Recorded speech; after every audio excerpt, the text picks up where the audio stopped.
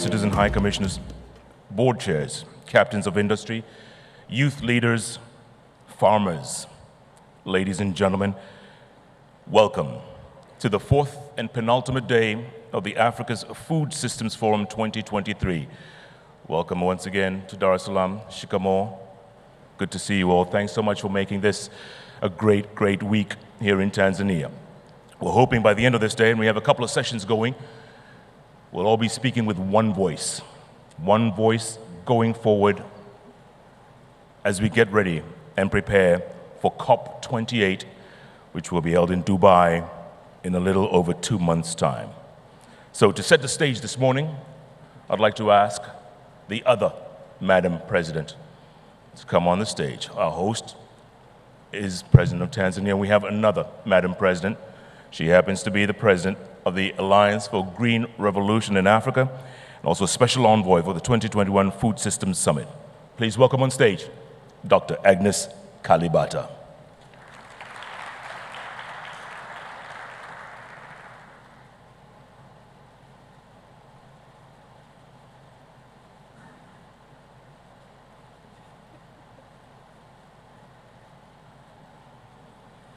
Good morning, and thank you, Jeff, for being here. I must say, we missed you the whole week. So it's good to have you as we try to bring this day to a close. I will not be wrong when I say that we saved the most important conversations for the last day. The most important conversations today in our history as a people is the whole conversation around climate change and what's happening to our world, to our food systems, and the difficulty with which transforming our food systems is going to be a challenge. So we have a good set of speakers, and I'm sure Jeff will go into that, but I just wanted to take a moment to welcome all the people that were in Kenya, Nairobi, participating in the Africa Climate Summit Week. And I really just wanted to appreciate the United Arab Emirates leadership. You saw the announcement of 4.5 billion in commitment to projects in Africa. A lot of that is in energy, I know, but that's very important to the agriculture sector because we need this sector. We need the food system sector to work, and it won't work if what's happening in the energy sector does not transform. So we need these sectors to transform at the same time. So we look forward to that, and we appreciate the leadership of UAE in all this work. I wanted to recognize the presence in our midst of Dr. Lydia Cardoso, Minister of Inland Waters and Fisheries of Mozambique. I don't think I've seen you around, but I don't think we've recognized you enough, especially because you're representing the head of state in this forum. So we really wanted to appreciate you being here. I wanted to recognize Christina Duarte.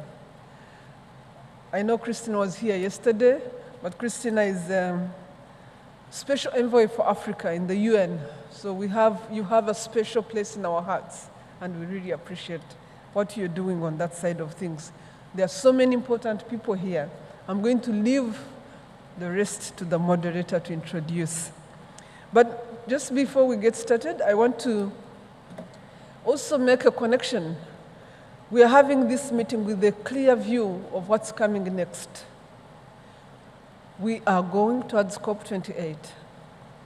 And COP28 has made a decision, a very important decision for us, to put food systems at the center. For us in the South, we look at COP28 as another COP that is advancing issues of us here in the South. So we are extremely excited to be making the connection. We have made the connection, by the way, Jeff, from a Green Revolution Forum to a Food Systems Forum, very intentionally to make the connection, but also now this is the opportunity where all these conversations continue piling up and continue being part of what we are taking to COP28 as a continent. So I just wanted to make sure that this day becomes the day we get to consolidate our view and our vision of how well we show up and how clear we are as we go to COP28 and how well we support UAE to ensure that they come through for us because they have prioritized food systems and they have prioritized their voice to support what is happening in the South. They are part of us. So we really are happy to be part of supporting the work you're doing. Personally, I sit on the advisory committee of COP28 on the food systems side just to ensure that our voices continue to come through even through the preparation process. So I'm excited that we are making this connection. I'm excited that we left this day aside to have conversations around what do we do about climate issues and how do we prepare better and how do we solidify our journey to COP28. So thank you so much for being here today morning, and I hand back over to you, Jeff.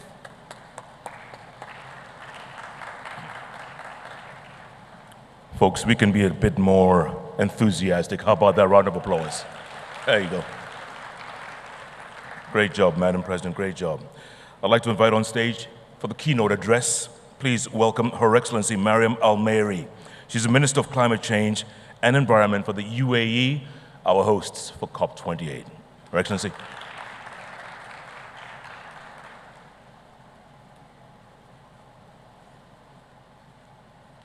Good morning, everybody.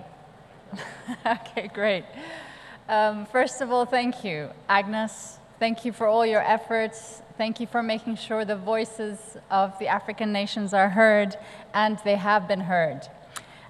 First of all, I want to say congratulations on putting up the Africa Food Systems Summit. It's been such a success. It's been an eye-opener for us coming here and having a look at how young you are,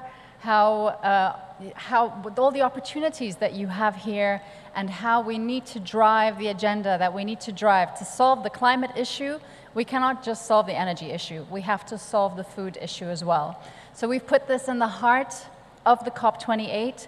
I don't think there's ever been a COP in the last 27 COPs that has made such advancements on the food systems agenda to where we have reached today, and having an agenda for the world, having a common plan that everybody can plug into and work collectively towards. And I'd like to also start by recognizing this week as a very historic moment for the African continent. So just 2 days ago, the Nairobi Declaration was endorsed, and along with it, billions of dollars, and this is where the UAE has also supported, to help African countries achieve the vision of inclusive green growth in the face of climate change. And of course, this is just the latest example of steps that countries across Africa have already taken to drive the systematic change, many of which are focused on the food systems transformation and, of course, agriculture. Frameworks such as the Comprehensive Africa Agriculture Development Program are helping to drive investment into agriculture across Africa and demonstrate a wholesale commitment to developing food systems throughout the continent. But with Africa's population set to double by 2050, and of course the extreme weather events that we're seeing, we must act as a global community to ensure that food systems transformation can take place at a far greater pace. And so in November, we're inviting everyone to come to the UAE, and the UAE will also take its role to convene global actors, and we're hosting COP28 in Dubai, starting from the 30th of November. So our goal is really to course correct in many areas, and of course food systems being one of them.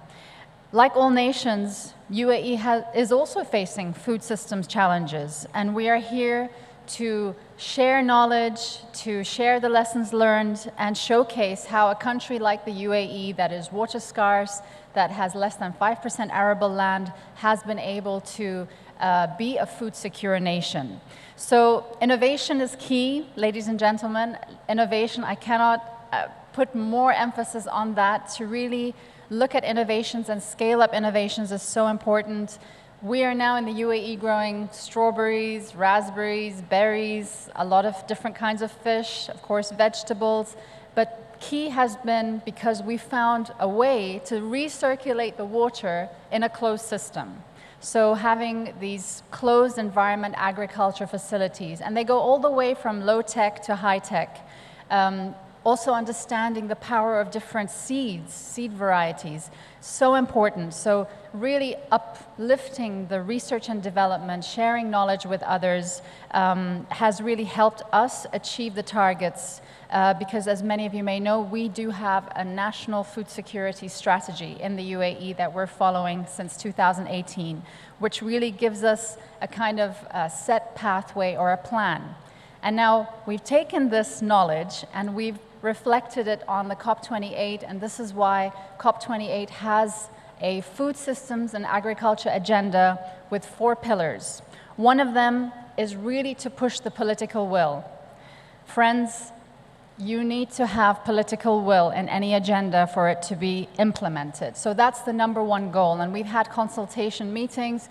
The last one was this morning with a lot of my counterparts, ministers of agriculture, and really trying to make them understand the context of this declaration, to take it to their presidents, to make sure that we have as many heads of states saying, yes, we are committed to this cause, we are committed to the food systems and agriculture transformation. So this is pillar 1 of the COP28 agenda when it comes to food systems and agriculture. Number 2, it's really to kind of empower non-state actors. So this is where you come in with SMEs, where you come with some bigger companies to really try and get also the different organizations to come into this cause and kind of bolster and scale up the kind of efforts that we need to push this agenda. Third, it's innovation. I've said it again. Innovation is key. And that's why we invite you all to come and join the AIM for Climate platform. This is one tool you can use to scale up innovation. We've got now over 500 partners on board, $13 billion of commitments already. And you'll be really surprised at how many innovations are already there in the world. But it's recognizing to make sure that innovation goes to the particular person that needs it and scaling up and getting the finance in. This is the kind of matchmaking. And AIM for Climate really kind of offers you that platform to do those kind of things. We are true believers of partnerships. Another great platform is the Mangrove Alliance for Climate. This is something we started about a year ago with Indonesia, and we're inviting countries who understand the power of mangroves. I don't know if you know what mangroves are. They're beautiful trees that can grow in salt water. 80% of global fisheries start their lives in mangroves, and I know many African nations have mangrove ecosystems. So MAC, Mangrove Alliance for Climate, is all about countries coming together and sharing knowledge and innovations to kind of restore mangroves, because not only are they great for biodiversity, great for coastal protection, beautiful, of course, trees, but they are carbon sinks, and they even are able to sequester 4 to 5 times more carbon than some of the tropical trees in the Amazon forest. So really great things out there. Why I'm telling you this, it's so important that we accelerate and we share knowledge in these fields. So I'm excited in what's going to happen at COP28. COP28 will be very different than the other COPs. Youth are going to be front and center in this. That's why for the first time ever, we have a youth climate champion. She was here also in Nairobi. She's spoken to a lot of the youth here to try and get also their visions and aspirations on board. We're trying to make sure that youth are really part of the process and not just a tick in the box for delegations to say, yes, I have a youth with me. So we've introduced so many programs to really get them into the negotiations room, because what is it that we're discussing? It's their future. And so we've really taken this into consideration. So I can only say it's been a great 3-4 days here in Africa. There's so much to see, and I'm really excited to come back again. But of course, we're now going towards COP28, and with that, I invite every one of you to come and join us. We need your voices, we need your commitments Please push your leaders to sign up for the Leaders' Declaration. We need as many nations on board to really get this agenda driven. And with that, thank you again for your attention, and thank you for being here with us.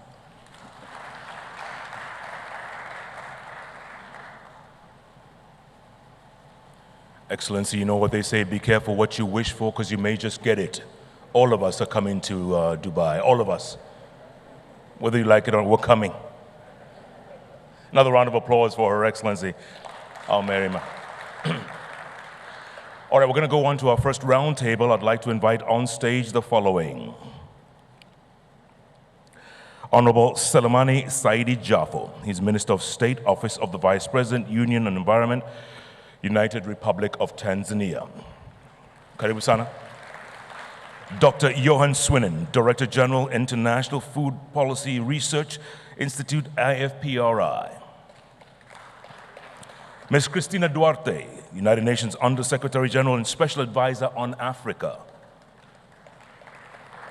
And Mr. Christopher Hamill, he's the Special Envoy, UAE Climate Change.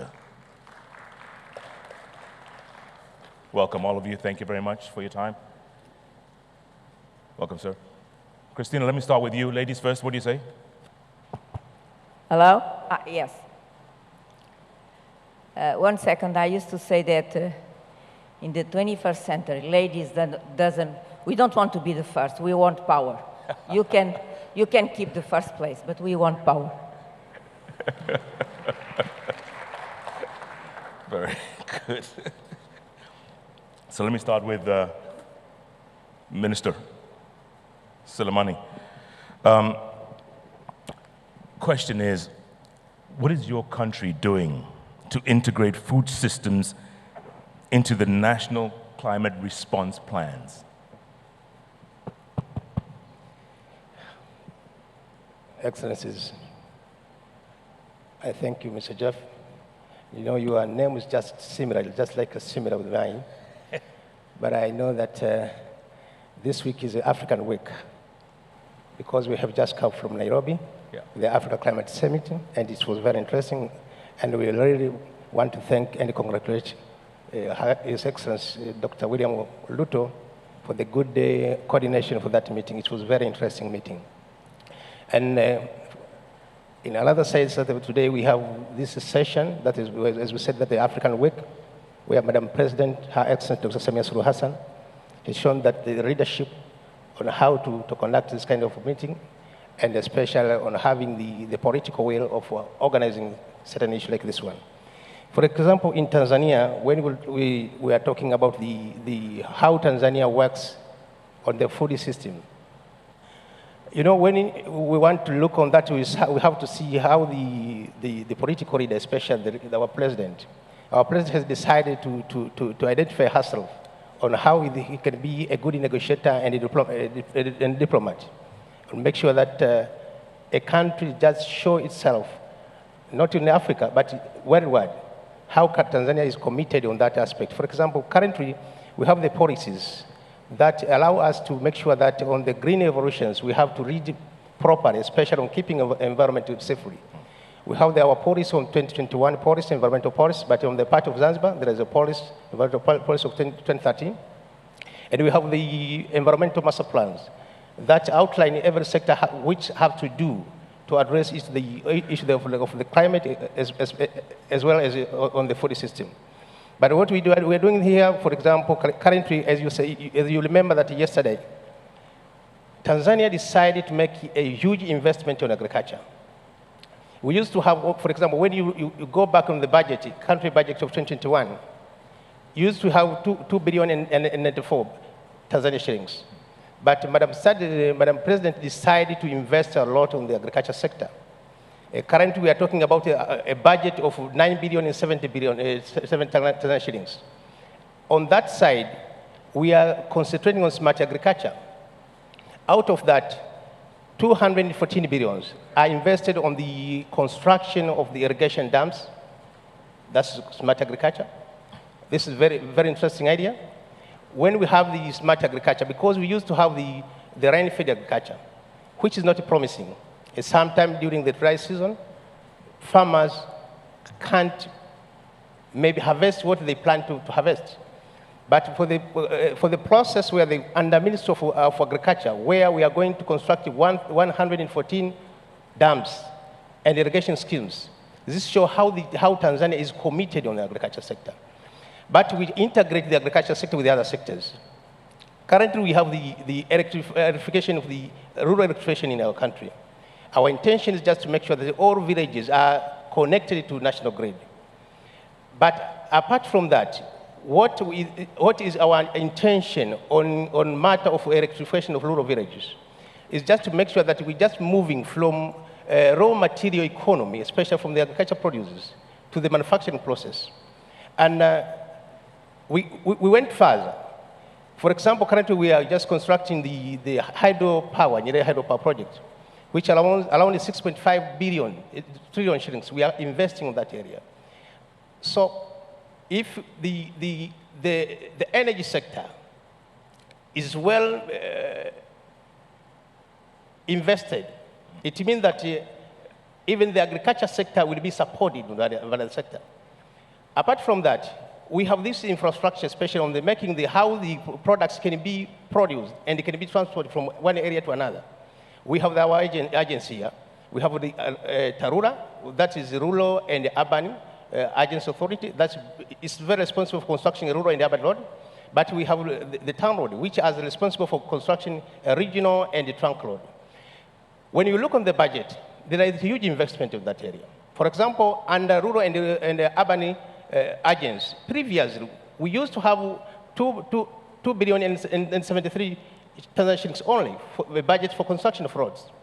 But currently, under Madam President, what we did is just a huge investment from 273 billions to 856 billion shillings. This allow farmers to be connected with the rural roads. But other regions, we make sure that all regions are connected by bitumen road. And we really thank our agents, TANROADS, for the function that they are doing. Because when you go out to the countryside, for example, when we go to Madaba, even when you go to Nyasa, it's a very peripheral area. But there is a good infrastructure that has been made. So the farmers from the Madaba, from Nyasa, they can transport their products. But on the aspect of green energy, we decided, green economy, we decided for the country, for example, under Madam President currently, what we are doing is just to make sure that we are having the role model, a standard gauge railway system in our country, which is electrified railway. And our intention is just to connect it from port to the local country of Rwanda, Burundi. And in that area, we are investing around 12 billion US dollar. It's a lot of money. When we look on our NDC, National Determinant Contribution, our target is just to reduce 35% of greenhouse gases by 2030. So if we are investing on the standard gauge railway, it means that the products from various areas, even our friends, neighboring country, can be transported to Dar port. So this is just to show how Tanzania is doing on the part of connecting agriculture to other connected sectors. Thank you. All right, thank you, Mr. Minister. And I'm going to come back to you in a bit. Yeah, thank you. I'm going to come back to you and ask you whether this message is getting to the grassroots. Not now, not now. In the meantime, Dr. Swinton, let me ask you this. What are the key policy and institutional frameworks needed to support the integration of sustainable and resilient food systems into national plans?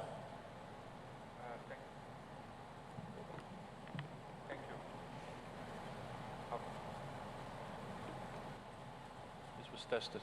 Yes, thank you very much. Thank you for the question. It's a big question as well, right? Because it's a huge set of issues that we really have to address. I think the first one, let me just go to a couple of elements there. I think the first one is, this is a multi-sectoral issue, question, a problem we're dealing with, so it requires a multi-sectoral approach. I think the coordination and the collaboration at the national level, at the policy-making level, is really crucial. And I think there I've heard some really interesting examples here over the past 2 days. This morning we were in a session on One Health, where in Tanzania, at the Prime Minister's office, there's a One Health Coordination Committee. I thought it was a very good example of this. At the same time, we hear examples from many other countries where this coordination is not happening, so I think that's really important. Second one is there's an important managerial change and technological component to solving the problems or addressing the challenges. And so for that, we need to invest in research and innovation. Even if you import technology from abroad or examples and whatever, you have to adapt them to the local circumstances, to the local conditions, to the local question. And that requires investments in innovation strategies and in research. Now, even if you have technologies, good examples, in order to have them implemented, have consumers use them, companies use them, smallholders use them, you need to give incentives to these agents to do that, and you have to remove the constraints, the obstacles that they face in doing that. So fiscal policies play an important role there, changing, making sure that your agricultural policies, your subsidy systems are inducing green and inclusive adjustments rather than obstructing them, which still is the case in many cases. But also in terms of finance systems, risk reductions, credit constraints is really, really important throughout the system. I mean, the finance issue, I know we'll have a session on this later, a panel, but it comes back almost all the discussions. Okay, it's a huge problem. It's an age-old problem. We've dealt with the rural finance problems for 100 years, or not dealt with them. And so it has to address both the old style of constraints and also the new challenges. But I think there's a lot of possibilities there in terms of value chain innovations, digital innovations. Right now, there's more than $200 billion on climate funds there. Only a fraction of this goes to the food system. How can we aggregate to address this better, use that? And then I think there's the issue of inclusion. We should make sure that if we move forward, we are not leaving groups behind, and that means both at different levels of the system. I mean, at the consumer side, invest in social safety programs. At the smallholder side, a number of problems that they face, make sure that they can access this new growth program. And of course, within the food system, small and medium companies are really very important. Many of them are led by women, etc. All this needs to make sure that the constraints are addressed, the infrastructure investments are there, that they are part of this global transition. And then on the resilience side, I think there's a three-pronged thing. So on the one hand, prevent shocks to come, but if they come, be prepared. Early warning systems are really important there, again, insurance systems. And also, if they hit you, make sure you can respond. And I think there, again, social safety programs are very important, but also insurance programs, access to finance, etc. I'm going to stop here. I can go on for quite a while, but... So. Thank you.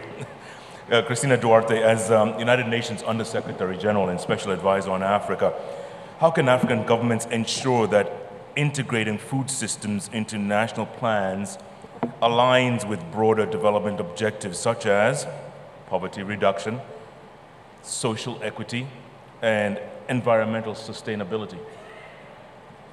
Thank you, Jeff. It's a pleasure to see you again. And my dear sister Agnes, thank you. Thank you very much for inviting me. Agnes forgot to tell you that we worked together for 3 years, and and it was a pleasure. I was Agnes' employee. She was my boss. I have 5 bullet points that I would like to say here, and I would like if we can walk together through these 5 bullet points. Your question, Jeff, basically is food systems transformation versus national planning process. And I believe this is the question. First bullet point that I would like to bring to this discussion, and I hope I'll be very quick. Food systems are already in national development plans. What I want to say, when approaching Africa from food systems transformation, please do not assume that national plans have not addressed or have not thought about this issue. And yesterday session, where the ministers of agriculture took the floor, was clear that their interventions was based on planning process. So please don't take Africa as an empty space in terms of food systems transformation and planning. Of course, food systems in national development plans, they are approached in different ways, but they are not perfect planning. process. No. And of course, if we scan most of them, as I said, food systems transformation are there. And if you see they are there, how? For example, in most of the old national development plans, you see that they approach from upstream to downstream is there, inputs, markets, you name it. From economic, social, and environment dimension, also they are, so they are there. And I would like to bring very quickly the example of Cape Verde, my country. Long time ago, from 75 to 90, what we did, we plant millions of trees in 75, 85, climate adaptation. At that time, the term climate adaptation was not in our vocabulary. We built dams to retain water, rainfall water, to feed our groundwater, underground water. So what was there? But the term food systems was not there. Climate adaptation, the term was not there. So this is my first, let's say, idea. Please do not take Africa as an empty space in terms of planning food systems transformation. They have been doing and things are moving forward. Second bullet point is about climate adaptation. Basically, Africa has been impacted negatively by droughts and floods. And these have been impacting Africa more from an economic, financial standpoint on three ways. First, it's directly the rate of return on food systems investments. Directly, the rate of return goes down.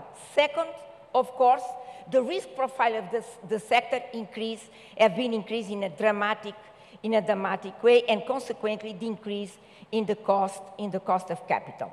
So basically, these climate change negative impacts have been in a silent way crowding out smallholder farmers from financial inclusion, because the risk profile has become much worse, making public investments basically paying, public investments financing paying a risk premium.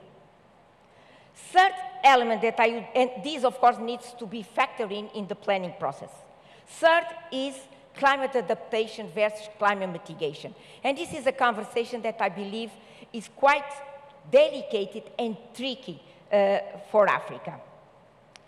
We need to be, from an African standpoint, we need to have these two concepts very clear, African policymakers. Climate adaptation transaction and climate mitigation transactions are two different animals. Two different animals.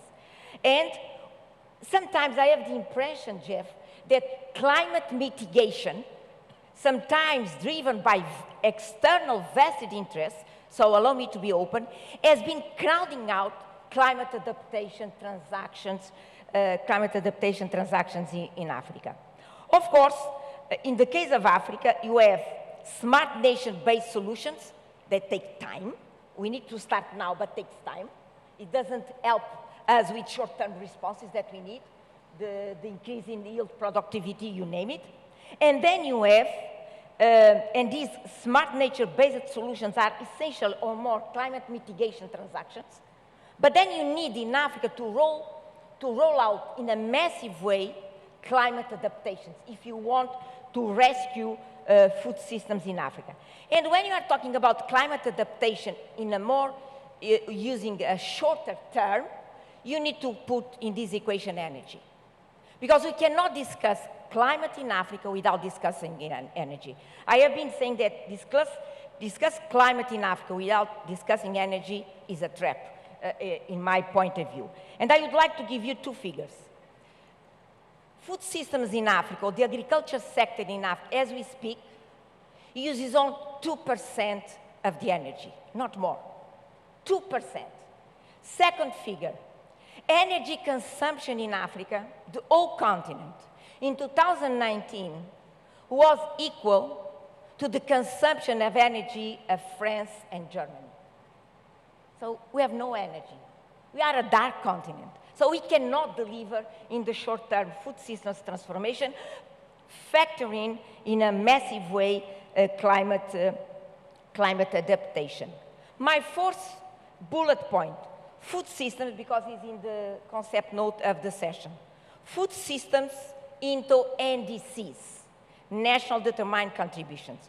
We need, of course, I agree, we need to introduce the food systems transformation in the COP28. I'm completely agreement, but allow my dear sister to be a little bit static, if you allow me, if you allow me. As we speak, I don't believe we have been successful in transforming COPs in credible mutual accountability platforms. We still not get there. Why I say so? What I see, developed countries just put on the table billions, millions and billions, not dispersed. African countries put on the table commitments. And at the end of the day, this is more a geopolitical game. If we squeeze, we have not addressed, we are in COP28, correct? We have not addressed 1.5. So I agree to introduce food systems in the NDCs, but you need to be very careful that is a platform, is a multilateral platform, is a multilateral stage that still fighting to add value in terms of addressing the climate change challenge in my view. So this is the reason that the Secretary General is convening the Climate Ambition Summit in a couple of weeks to call everybody, say, please, we need to do something because you have not done. We need to do much more because you have not done. And we are convening the SDG Summit because you're still off track, and you still off track, are off track in terms of food systems transformation and climate adaptation. My last point is planning and financing of food systems transformation. If you do not, it's a must, basically. There is no way that we'll be able to mobilize financial resources for food systems transformation if you don't proceed with a very well-designed, coherent, consistent planning process. There is no way.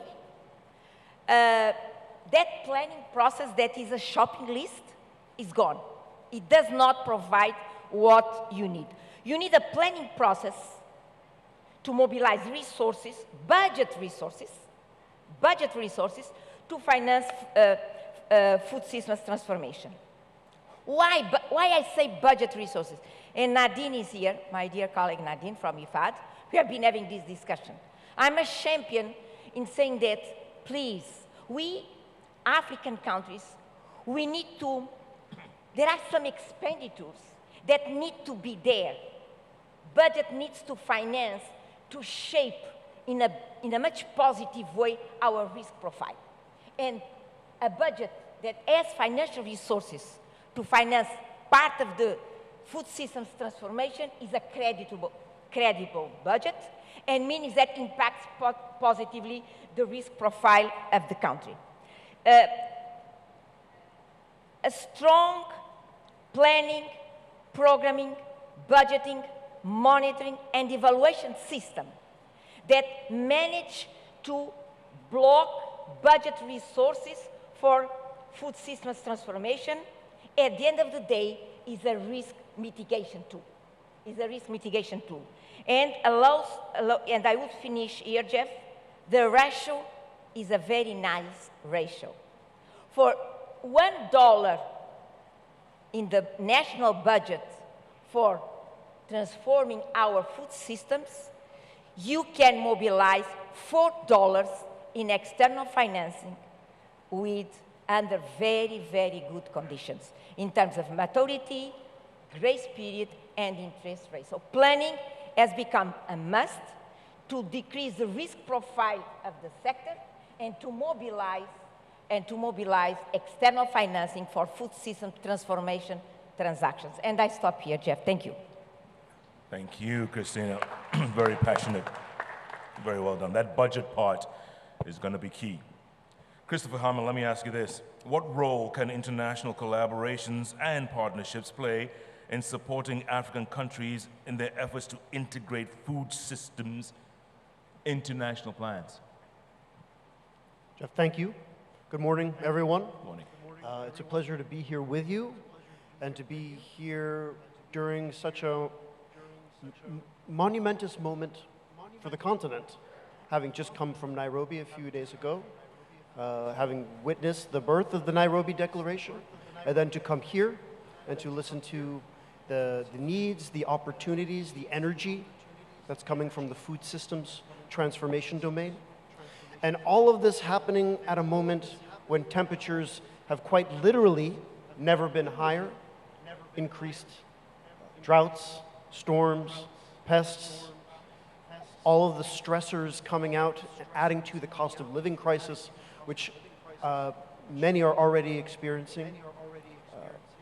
It seems clear to us in the COP28 perspective that we can use our platform to essentially to answer your question. How can we use this mechanism that we've been given the honor to steward this year as an opportunity to unite the food systems discussion and the climate change agenda, and to essentially help them converge under our watch to respond to exactly what we've been hearing and seeing during the last week. So we're very passionate about this topic because, of course, UAE is quite challenged in its own right when it comes to food. In fact, having such challenges with a dry climate, water scarcity, UAE is forced to contend with food systems in a very specific way. We have a very low production base, 30,000 smallholder farmers, though do exist in the UAE. All of them have very small plots, 1 to 2 hectares. So when we talk about smallholder farming, the UAE actually feels quite comfortable in having that discussion. And when we talk about smallholder farmers who are challenged through resource constraints, that resonates. And the way that we've tried to grapple this problem domestically involves always integration. So even at the highest level, UAE does not have a Ministry of Agriculture. The UAE's agriculture portfolio sits with Her Excellency in the Ministry of Climate Change and Environment.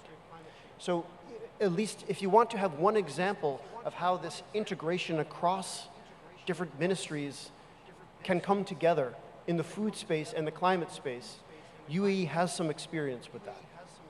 And it's for this reason that we feel comfortable trying to champion this agenda internationally and to use the convening power that we have during the COP28 presidency to draw emphasis on the challenges, but more importantly, to talk about the opportunities.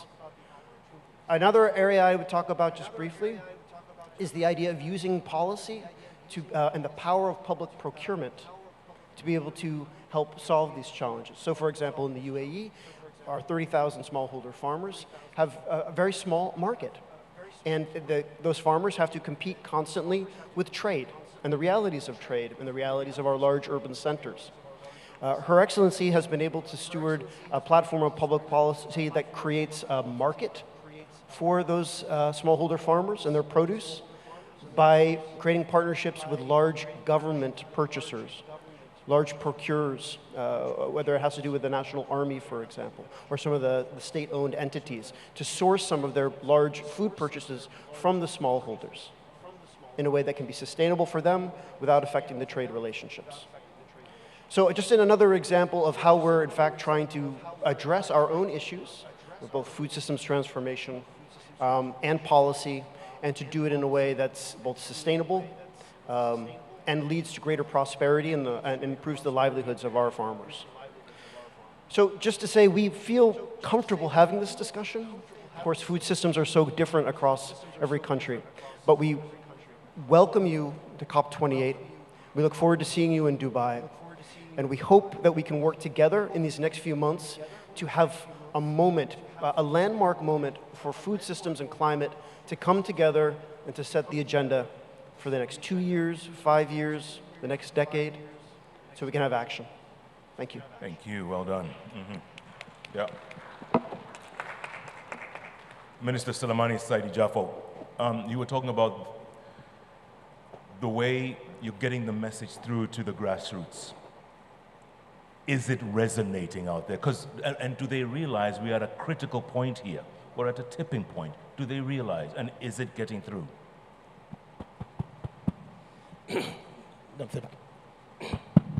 Thank you, Jeff. Yeah, the way we are getting message, actually, in Tanzania, we have maybe a different system regarding to, is compared to other countries. In Tanzania, we are just moving with the local government authorities. That's the connection between, from the central government to the regional level. That's why we here in this conference, we have the regional commissioners to the local government authorities.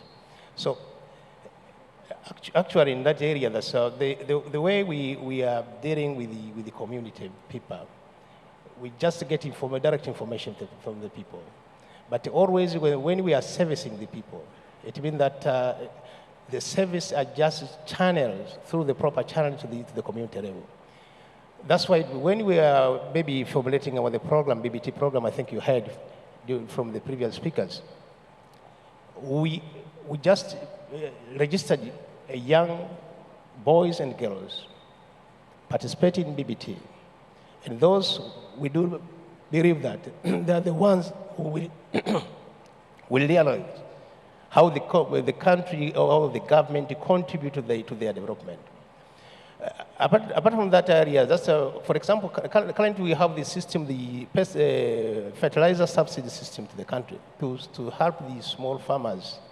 You know, sometimes the price for fertilizer is so high. So the government has decided to invest a lot of money to support the farmers. So the farmers generally recognize how the government support their livelihood, especially how they want to move from one stage to another stage for the agricultural production. So generally on the food security system, we can say that a government is doing a lot. And currently farmers realize that the government is on their hand, that support the farmers. But in general, what we have to say, there is need maybe to have the proper financial mechanism to support the farmer, not from maybe the resources from the country itself, but even we need to have the intercontinental and multilateral cooperations to support the developing countries, especially the African countries. So if we have the proper finance mechanism, this will help to boost the developing countries, especially our country in Africa, to have a proper source of funds to finance some projects. Currently, we have, for example, we are facing the issue of climate change. Everyone realizes that there is a serious cases for climate change. Whenever you go in our regions, you can find animals are dying.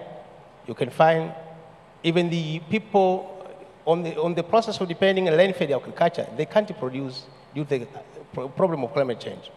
So, as we agreed on the Paris Agreement, this is very crucial, especially for the developing country as commitment that's made on the Paris Agreement.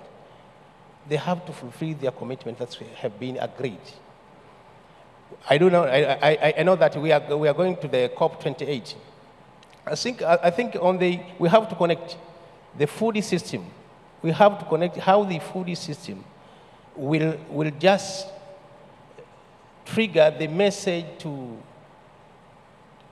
how the Paris Agreement agreed. Because we want to emphasize on the food system in Africa and not African developing country. But the issue of food system, we have to go to the smart agriculture and issue of technology. So it means that if there is any possibility of developing countries to meet the agreed action, the Paris Agreement, to support the developing countries as agreed on the Paris Agreement, this will be very crucial and will be very, very important on addressing the issue of food system. I know, without food we can't survive. It's better to concentrate on food because food is just a security. Food is a security issue. If the country is suffering from absence of food, the country can enter into crisis due to the food. So, my humble request to all participants of this gathering. I know that most of we have already invited by our sister, the minister from UAE, And I want to reaffirm our commitment as Tanzanians. We will participate fully on the coming COP28. But my humble request to everyone, we have to raise our voice, seriously. We have to raise our voice. Because a COP28, it means that it was COP1, COP2, up to COP28. But we are still climbing the same. We said that this year we have to go with another issue of food security, but we can't move, we can't reach on secured farming if we don't have a proper technology. For those who are having the possibility of transferring a proper technology, it's better we have to agree. On the COP28, let's draw the line. We have to support developing countries, especially to have a proper financing mechanism. That's point number one. And second, technology. In the case of adaptation, sure. For example, if the area are facing the crisis of absence of water, if the area if the animals, for example, we have the cattle here, they don't have maybe a cattle trough and a mechanism of having the proper water supply, they can't survive. So the issue of proper financing and meeting a commitment that we agreed on the Paris Agreement and the Kyoto, even in the Kyoto we made an amendment on Doha Amendment. But up to now, if you see, there is some sort of, it's not proper the way I think what we agreed and what we are doing now. So my humble request, if possible, let's agree on the COP28. It should be the special COP as compared to previous one. It should be the special COP. It should not be the celebration COP, because we are going there, we are gathering people from various countries, we are gathering. At the end, and each year that we agreed on, for example, in last year we were in COP 2027. We have to measure to make evaluation. On the COP of the agreement that we agreed on the COP 2027, what are the achievements within the 1 year? It's not a celebration meetings. We have to reach at the stage that we have to unlock. We have to unlock the process of helping the developing country. This is very serious. It's very serious. For example, Jeff, if you go to Longido, it's near to Kenya. People are suffering there. The livestock are dying. What we have to know, we have to make sure that we have proper financial mechanism to support if the boreholes to make sure that the boreholes having access of water. If they're alternative, but sometimes the country itself can't afford to perform the development project. It supports, that's why I said the multilateral cooperations, intercontinental cooperation. But at the end, we have to a real support that's as we agreed, because we Africans, we are less emitter. Seriously, when you look on the contribution of the greenhouse gases, we Africa, we are less emitters. But the ones who emit or not, we have already agreed. But what is fulfillment of the community? That's the problem, Jeff. That's what we have. So my humble request to my fellow participants of this gathering, maybe this is a warm-up, okay? Today, this is the week for warm-up for Africa. Yeah. We were in Nairobi, we were discussing a lot, and we made the Nairobi Declaration. And today, this is the end of the week. Today is a Friday. We will have maybe Tanzania Declaration regarding food system. So when we go to COP28, we said Africa said, and we want the world to hear what the Africa said. That's my comment. Thank you. All right. Thank you very much. And you know, you saw it, Christina Duarte, that's exactly what you were talking about earlier on. I mean, honoring these commitments, that money has to be put on the table, that, you know, you just don't talk the talk, but walk the walk.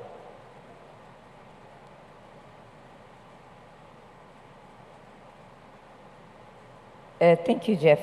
Yesterday, I participated in a panel, and sorry, we discussed these financing issues. I was lucky, because for 10 years, I was Minister of Plan and Minister of Finance. So in my mind, it's very clear how a credible, strong, well-designed planning process is critical for your macroeconomic stability. It's not to write a book you put in a drawer. It's critical. So thanks to this planning process, Cape Verde managed to increase the public investment to GDP from 10% to 30%. And we managed to roll out a quite strong climate adaptation program. In the case of Cape Verde, because we have no rivers, we have no rain, we have no. I used to say we are a no country, but we managed to build, for example, 7 big dams to retain water and increase by 3 times the irrigation area. Going back to financing and what the Excellency just mentioned, I do believe that ministers of finance, particularly in Africa, the first thing that we need to be strong risk managers. If you are not strong risk manager, you don't get there. So I have a budget. I'm responsible to get resources for the national budget. I cannot wait forever for COP money. Can I? I can't. It's one alternative among others. And so far, the disbursements have been very little. Can we wait for that money to roll out climate adaptation? No. And yesterday in the panel, the Minister of Finance, I'm no longer Minister of Finance, I'm sorry. Minister of Finance in Africa, and in general, African policymakers, we need to be aware that we lose on an annual basis in Africa $500 billion. If Africa loses $500 billion on an annual basis, can I lose this penny if I don't have it? No. Means that Africa generates $500 billion. As an economy today, not in 20 years, today, that generates $500 billion, but has not been able to mobilize them. My question is easier, again, from a risk management standpoint, my dear brother, is easier for me as Minister of Finance to understand where I'm losing money. And because this I control, I'm losing money from my budget, from my country, so I control. I can put the institutions, I can put the process in place and stop losing money. It's either that or chasing a money that every time I get close, it moves. Every time close, it moves. Do you see my point? So we need to rely more, policymakers, on domestic resource mobilization. Strong DRM systems increase your policy space.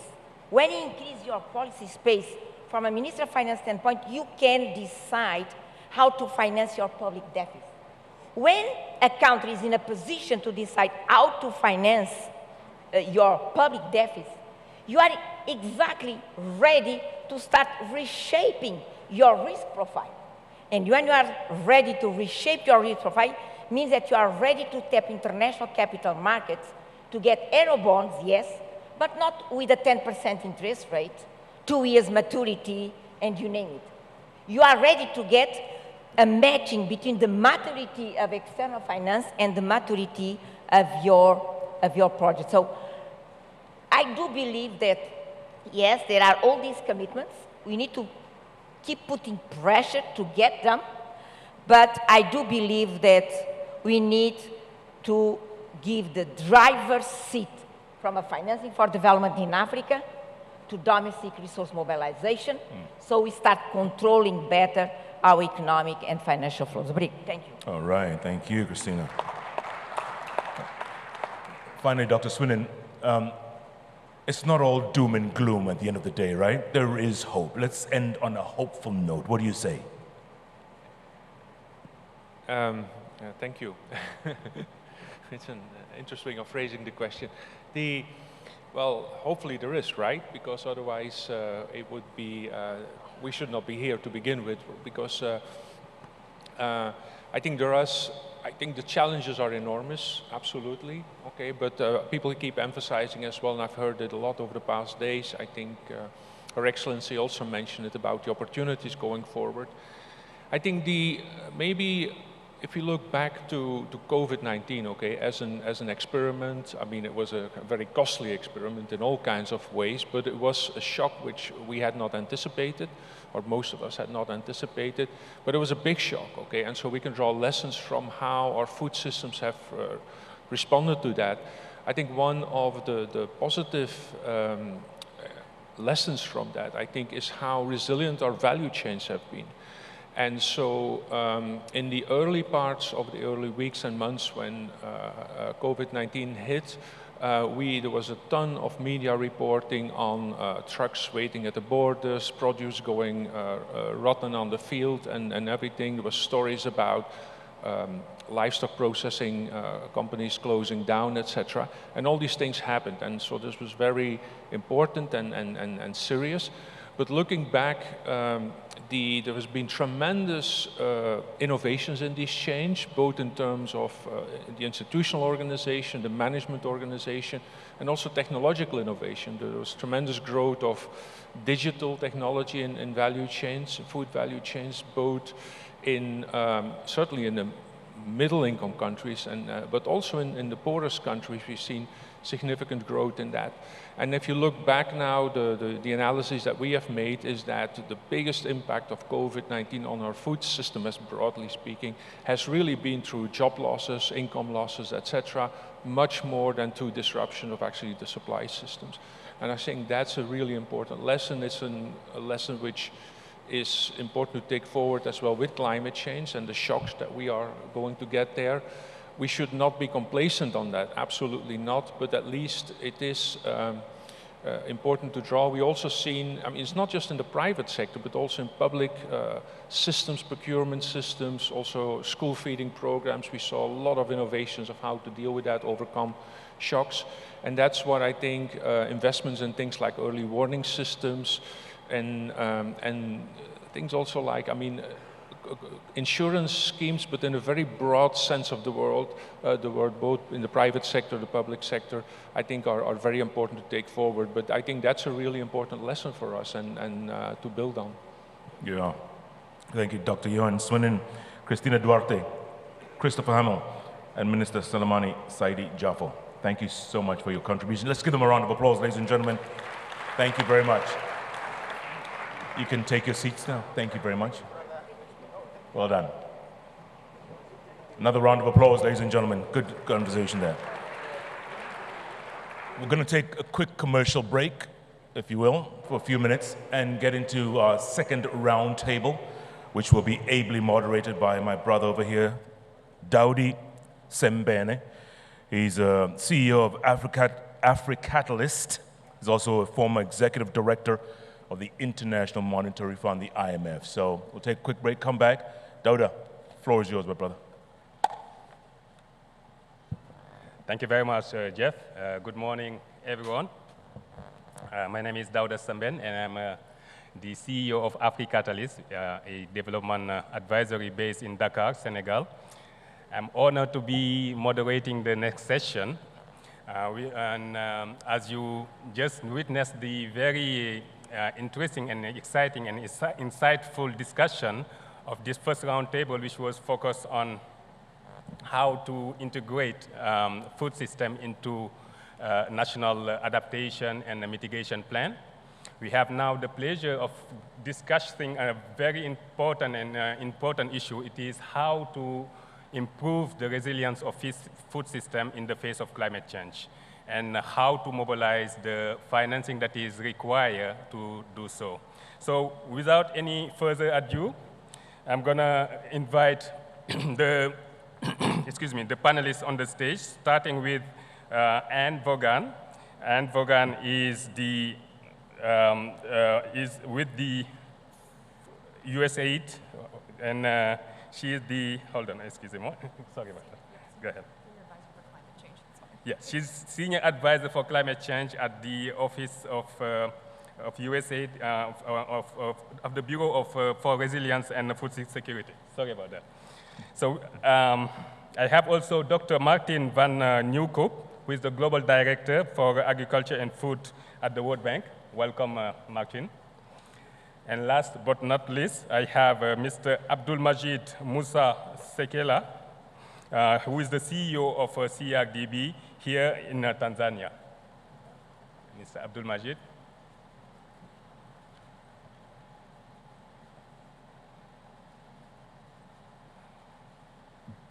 Welcome.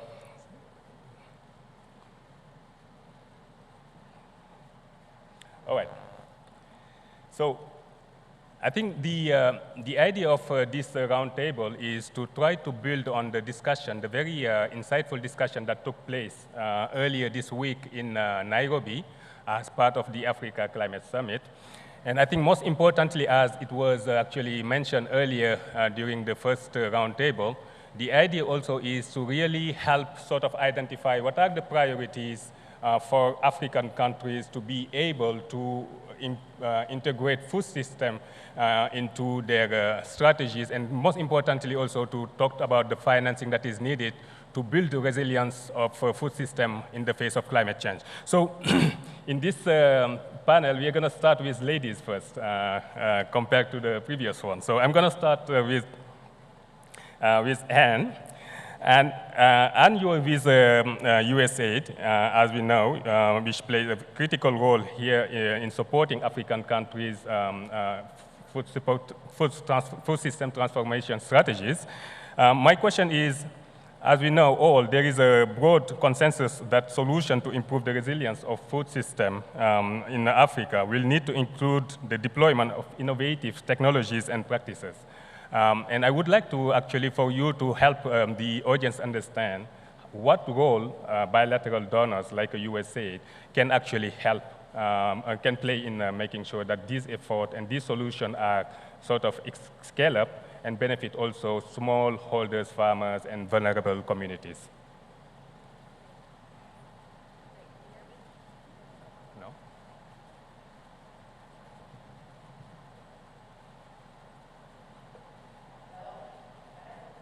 Hi, thanks so much, and it's a pleasure to be here. I think the role of a bilateral donor like USAID is to be catalytic with our financing and help convene our partners across different spectrums to make sure that we have some lofty goals and visions to making sure we're reducing poverty, reducing hunger, and really empowering marginalized people, but really elevating and getting healthy food to people so that we can meet our SDGs and can have more sustainable food systems. And I think I really appreciated the comments earlier and the leadership of the UAE and the references that were made to Aim4C. That's a really exciting initiative that kind of falls under that convening category that we at USAID and across the US government have been partnering with the UAE, and now we have over 50 countries who've joined. The Agriculture Innovation Mission for Climate would encourage other governments to join also, because it talks about getting us together to invest in our future. We need to invest in research and development for climate smart ag. That's the vision for Aim4C. And we want to make sure, especially at USAID, that our investments towards this goal that I think the minister mentioned has raised $13 billion is to make sure we're having innovations that help smallholder farmers. So USAID, 2 years ago now, committed over $200 million towards climate smart research and development. A lot of this has gone to, every year we're making kind of an installment towards that, over $200 million over 5 years. To folks at the CG system, there are innovation labs who partner with many African institutions across the continent to really think about what are the climate smart innovations and research that we need now to plan for a warmer, more volatile climate, the challenges that smallholder farmers are facing. We need to be investing in that now. Then there's a really important, and this part about scale. And we've been talking about scaling for how many years? Forever. We're trying to figure out how the heck do we scale these great innovations. or innovation. There's a lot of innovations. Innovations that are helpful for smallholders and helpful for the food systems and the supply chains within those food systems. So wanted to give this convening example of AIM for C as something that donors can do and help catalyze more funding and research and development. How we can scale is one example. We need partnerships. USAID has worked with Bill and Melinda Gates Foundation, FAR, and invested in better climate smart seeds. And over the course of about 10 years through this partnership, we've helped smallholder farmers across more than 17 million acres in Africa gain access to some improved seeds that has improved yield by 25%. That's real. That's significant. We think it's helped maybe about 44 million people just last year. So that's good examples of scale. But it took us 10 years to do that because you need that amount of time. And so we know we need that length of time. But as we all know, and I really appreciated the urgency that some of the panelists on the previous panel pushed for, climate change is impacting farmers now. We need to be impatient, I think is a good word we've heard a couple times over the last couple days. We need to be really impatient about pushing to make sure that these innovations that have real impact that are being used by smallholder farmers, especially female smallholder farmers, can go to scale. And that's where I think USAID as a bilateral donor can really help on the financing side. So we've been really leaning into first loss, leaning into sort of thinking about how we can support SMEs in the ag sector, especially with three out of 4 SMEs don't have access to formal finance. It's really hard to scale if you don't have these engines of scale and that are the interlocutors with our smallholders, if they don't have the money. So we have examples like Aceli Africa.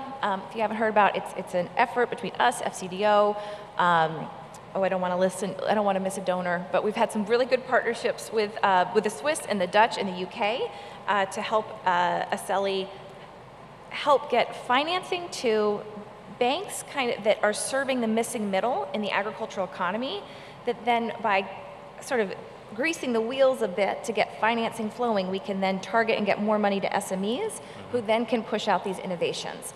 And just in the last couple of years, we've had over 700 loans totaling 85 million to Agra SMEs. So we need more, but I think that's a way to start pushing funds through so we can get the financing needed to SMEs out the door. One last example, adaptation finance, so important. Not enough's going to the ag sector. We need to get climate finance off the sidelines and really focused on agriculture, in my humble opinion, because we need it for a lot of reasons, and the food system's so impacted by climate change. USAID is, we've just put out a notice and encourage those of you to check it out for an adaptation financing window under something called our Climate Financing Development Accelerator, CFDA. You can Google that.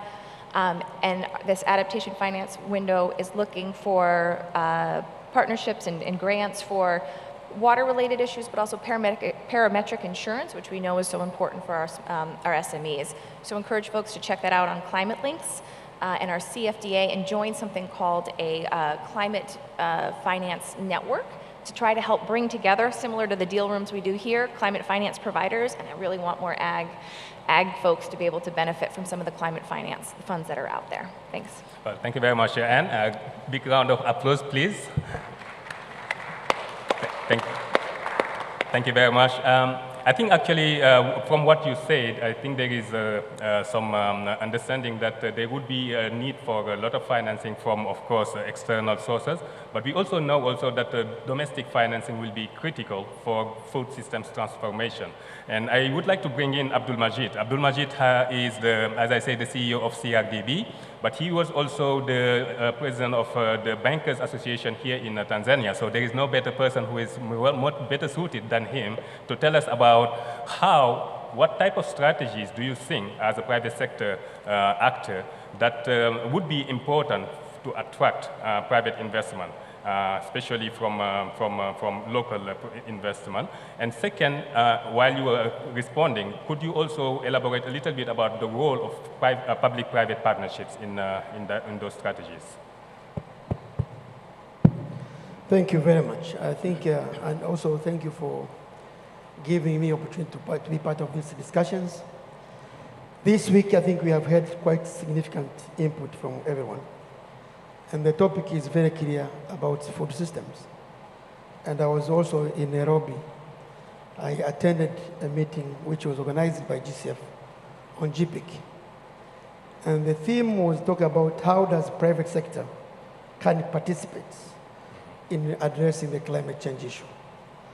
I think what attracted me was about how do we move from investment to impact-oriented primacy. So if I link the discussions and how the private sector can participate, when you're talking about addressing climate change resilience, the issue of food security, I think it requires stakeholders' engagement who are the player on the ground. And you talk about farmers on the rural area. And I think there is a need to discuss, first of all, for private sector, which obvious government will be related on that to address that issue. Do we have common mindset when we talk about addressing food security? That's the bigger question. And from the banking perspective, when you want to finance agriculture, traditionally, there is a mindset that agriculture is risky. But that's not the case, because it requires a different thinking, innovation at the core, but also commitments. That's the most important. So if I was to look can we, private sector, participates, I will start from I would say, policymaker point of view as number one.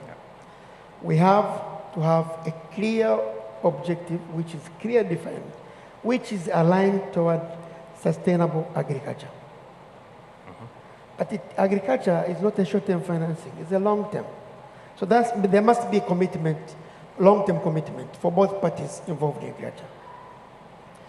But thirdly, the other issue which is important, agriculture is a risk. Climate change, obvious, despite of addressing it, there is a risk. And from the financial sector, we are always cautious with risk. But you have to develop integrated risk management framework that address those risks with technology elements. And I think I was listening yesterday and the day before, and I think I listened also to President Ruto. He spoke about how do you reach farmers. But farmers, so much limited factors to reach them. And now the question is, how do you address them? And I want to give an example of what CRDB has done as a case study, maybe for purpose of these meetings. CRDB has been financing agriculture for many years. For sometimes we had challenges because of climate change. But we learned the lessons. And I think one was about having the right skills set within the organizations, which are able to translate the need of the customer from seasonal cycles, not traditional way of learning. That's number one. And that means we're able to establish what you call environmental and social management system. Any project we are able to finance, it has to cover those elements. That addresses us for someone, but with the intention of creating impact, because the philosophy of the bank, we have to think beyond. And then we started to see how do we get resources which will not purely be financing, but also be part of subsidy or grants. As a bank, we can't do that. And the bank embarked on the season of accreditations. So we went a journey. We are accredited by Green Climate Fund, GCF, as a national accredited entity.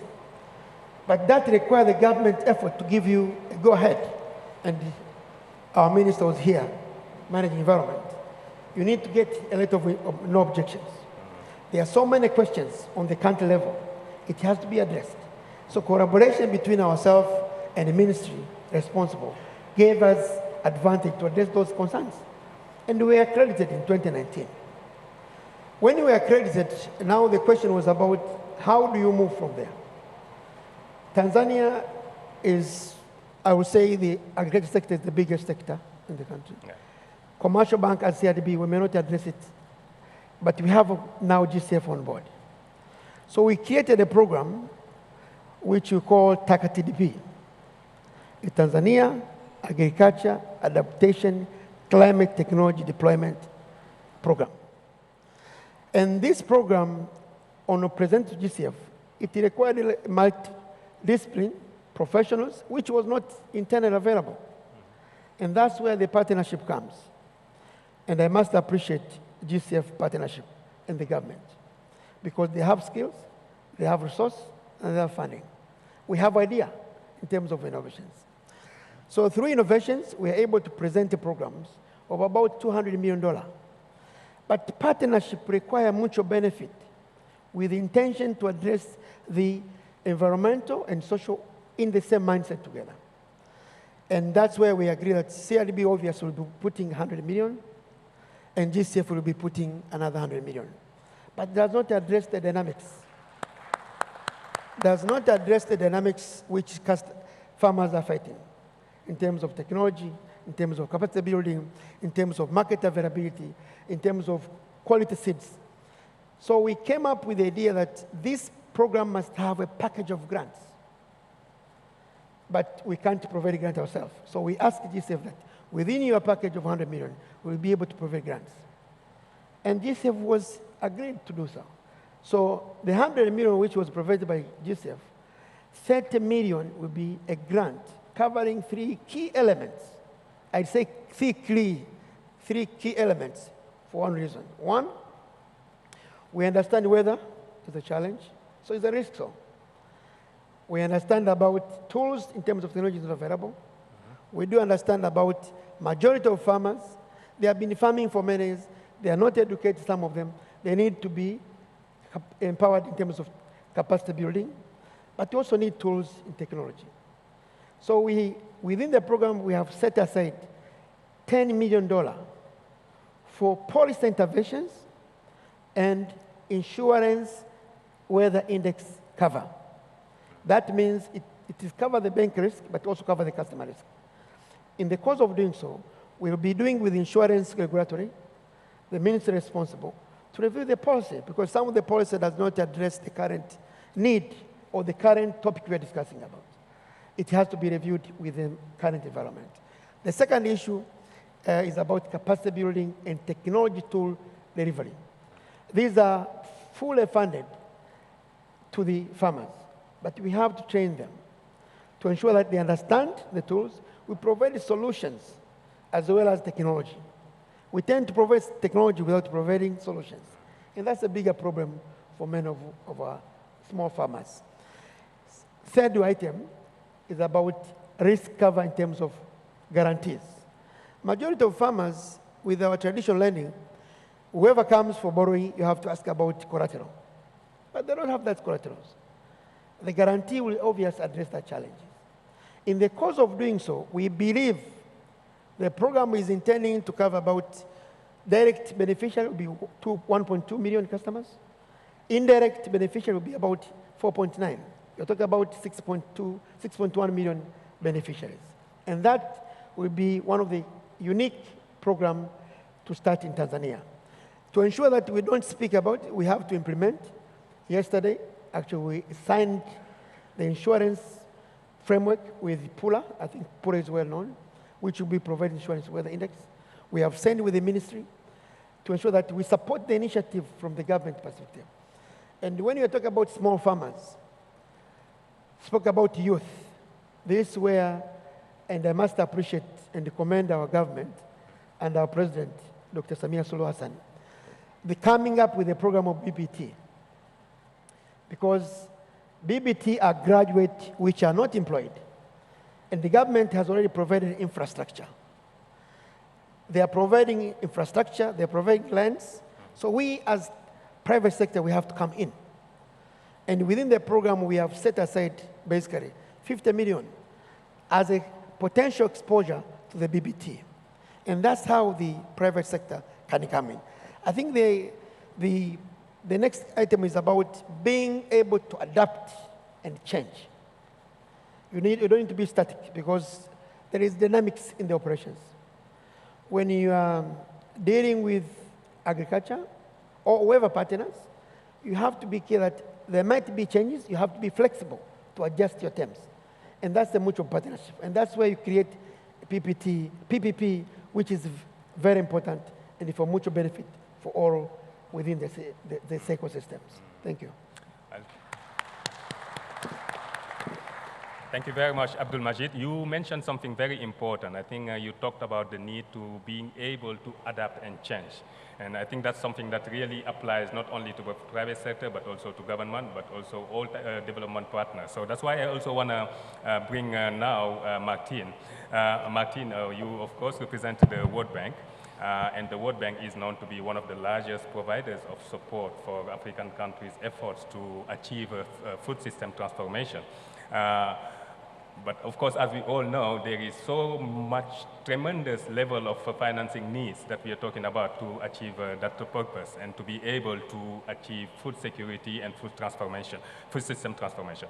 My question to you is what type of reform or how can countries adapt to be able to benefit from more support from international institutions like the World Bank, but also how the institutions that you also work with can also adopt some internal reform that could allow them to free more space for being able to support food system transformation in Africa and beyond.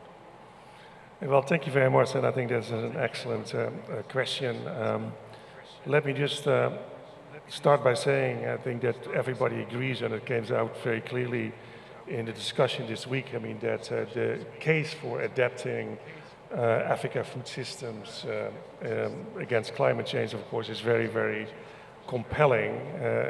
And of course, that's also underscored by the numbers, no? I mean, if you look at the climate science, the estimate is actually that globally, agricultural productivity growth, I mean, would have been 21% higher in the absence of climate change. And actually, in some parts of Africa, I mean, this is 50%. So clearly, the 500 million smallholder farmers in the world are in the front line when it comes to feeling the effects of climate change. You always says, you know, agriculture is a culprit and a victim of climate change, but you know, it's really the farmers who are actually can be singled out in the world as the ones who are the victims who are most exposed to climate change. And in that respect, I think it's also very important to mention that you know, agriculture is already in uncharted territory. You know? I mean, we heard also in the previous panel, global temperatures now are higher than they were when mankind started doing agriculture 10,000 years ago. So we are all living now in a climate that nobody lived in since the birth of agriculture. Farmers are now doing agriculture at temperatures that we have never done, you know, in the whole history of agriculture. So we really crossed the line, and it also puts an emphasis and direction that adaptation and building resilience actually is a very urgent undertaking. In view of that, you know, the bank's view is that food systems transformation is needed, and actually that the baseline scenario is not really, and business as usual is not an option. Actually, it's a scenario that needs to be avoided. Now, clearly, that's much easier said than done. Food systems transformation, and we've done some calculations in the run-up to the UN Food Systems Summit, requires about $350 billion per year for the next 10 years. The bank's portfolio in agriculture is about $28 billion right now. We do $6 billion per year. So clearly, even the World Bank cannot do this alone. We need collaboration, and you need leverage, and you need leverage actually to get to the $350 billion in additional financing that's needed. Now, the good news here is that there's actually a lot of financing going into agriculture already. And I think we need to be much more smarter about how we're using this. And then let me give you a few kind of considerations about that.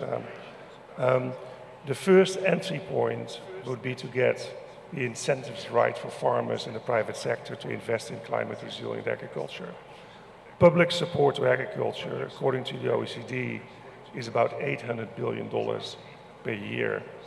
Most of it is not very effective. Actually, it's part of the problem. It creates a lot of inefficiencies and externalities. Our analysis that we've done together with our colleagues from IFPRI is that only 35 cents of every dollar ends up in the hands of the farmers. So those resources can actually be used much more effectively if governments actually use them and provide the right incentives. And it's good to see that in the declaration that is being prepared by the ministers and the heads of state coming out of this summit, that this is being recognized. I think that's a very important step forward. The second source of funding, of course, is an entry point is, of course, the private sector. The private sector globally spends about $2 trillion per year on agriculture. But there's serious questions about the quality of those investments. ESG standards in the food sector are lagging very much what's happening in other sectors, transport and energy. So what can we do, I mean, to make sure that the private sector invests in greening supply chain? And I think there you come to public and private partnership, I mean, that the previous panelist was talking about. And also in the lead up to the UN Food System Summit, where we worked very closely with Agnes, you know, we came up with a proposal and a recommendation that each country need to put in place a public-private partnerships where governments de-risk private sector investment in greening supply chain, and the companies and the private sector benefiting from those arrangements should in turn raise their ESG standards. And I think that would kind of mobilize another very important source of funding. The third one, and we're talking big numbers here now, the third one, of course, is climate finance. If you look at all the climate finance in the world, I mean, for all sectors, public, private, I mean, this is about $660 billion per year. Only 4.3% is going to agriculture and food, translating in about $28 to $29 billion per year. Imagine if agriculture and food would get 30% in line with its contributions to greenhouse gas emissions. They're talking about 1/3 of $660 billion, $220 billion. We think that climate finance can actually go a long way to actually provide incentives to farmers to invest in soil health. You know, there might be even farmers who don't believe in climate change, but you know, all farmers believe in soil health. So how can we mobilize climate financing to incentivize farmers to invest in soil health? The missing piece here is low cost, almost real-time monitoring and verification mechanisms. Right now, you know, the offtake agreements that are being done with carbon credits, a big chunk is going to pay for the monitoring, report, and verification arrangement. So this is the missing piece. If you could fix this, you know, this could actually mobilize a lot of financing for agriculture and food. And then the fourth potential source of funding is, and be smarter, is, you know, addressing the huge fragmentation of the financing that's going on right now in agriculture. If you look at the ODA for agriculture and the global, I forgot the name exactly, but there is a mechanism that looks actually at the ODA provided to the agriculture sector. And the latest report that came out is that the median size of ODA finance project to agriculture is $500,000. So how can you do food systems transformation, which is a very comprehensive concept, with such fragmented financing? So we really need to kind of move towards instruments that actually provide and lead to sector-wide impacts, because also, like you said, it's not about mobilizing the resources for investment, also making sure that those investments actually generate the impacts. Now, in that respect, and this is my final point I want to make, we are moving away, the World Bank is moving away from financing ring-fenced investment projects. You know, they're ring-fenced for all the right reasons, you know, safeguards, financial management, procurement, but ultimately ring-fencing also reduces your impact and your ring fence actually your success. So we're moving away from ring fence investment project to sector-wide approaches by putting in place program for results. This is results-based financing where governments, based on their own programs, put together targets that are linked to disbursement-linked indicators that are verified by third parties, and based on those verification, then we make actually disbursements to the governments from our financing. Those program for results combine the domestic financing with the financing from IFIs. It combines, policy-based interventions and policy reforms with sector investments that really need to be addressed, access to markets, logistics, building resilience, value addition, post-harvest, you just name it. And those policy reforms can also actually crowd in private sector investments. And likewise, those program for results and taking a sector-wide approach also provide a very good platform for all the donors to come in to actually say, hey, there is this disbursement-linked indicator related to gender and agriculture that's particularly interesting to us, and it has a price tag of 50 million, and we're going to boost that to 100 million.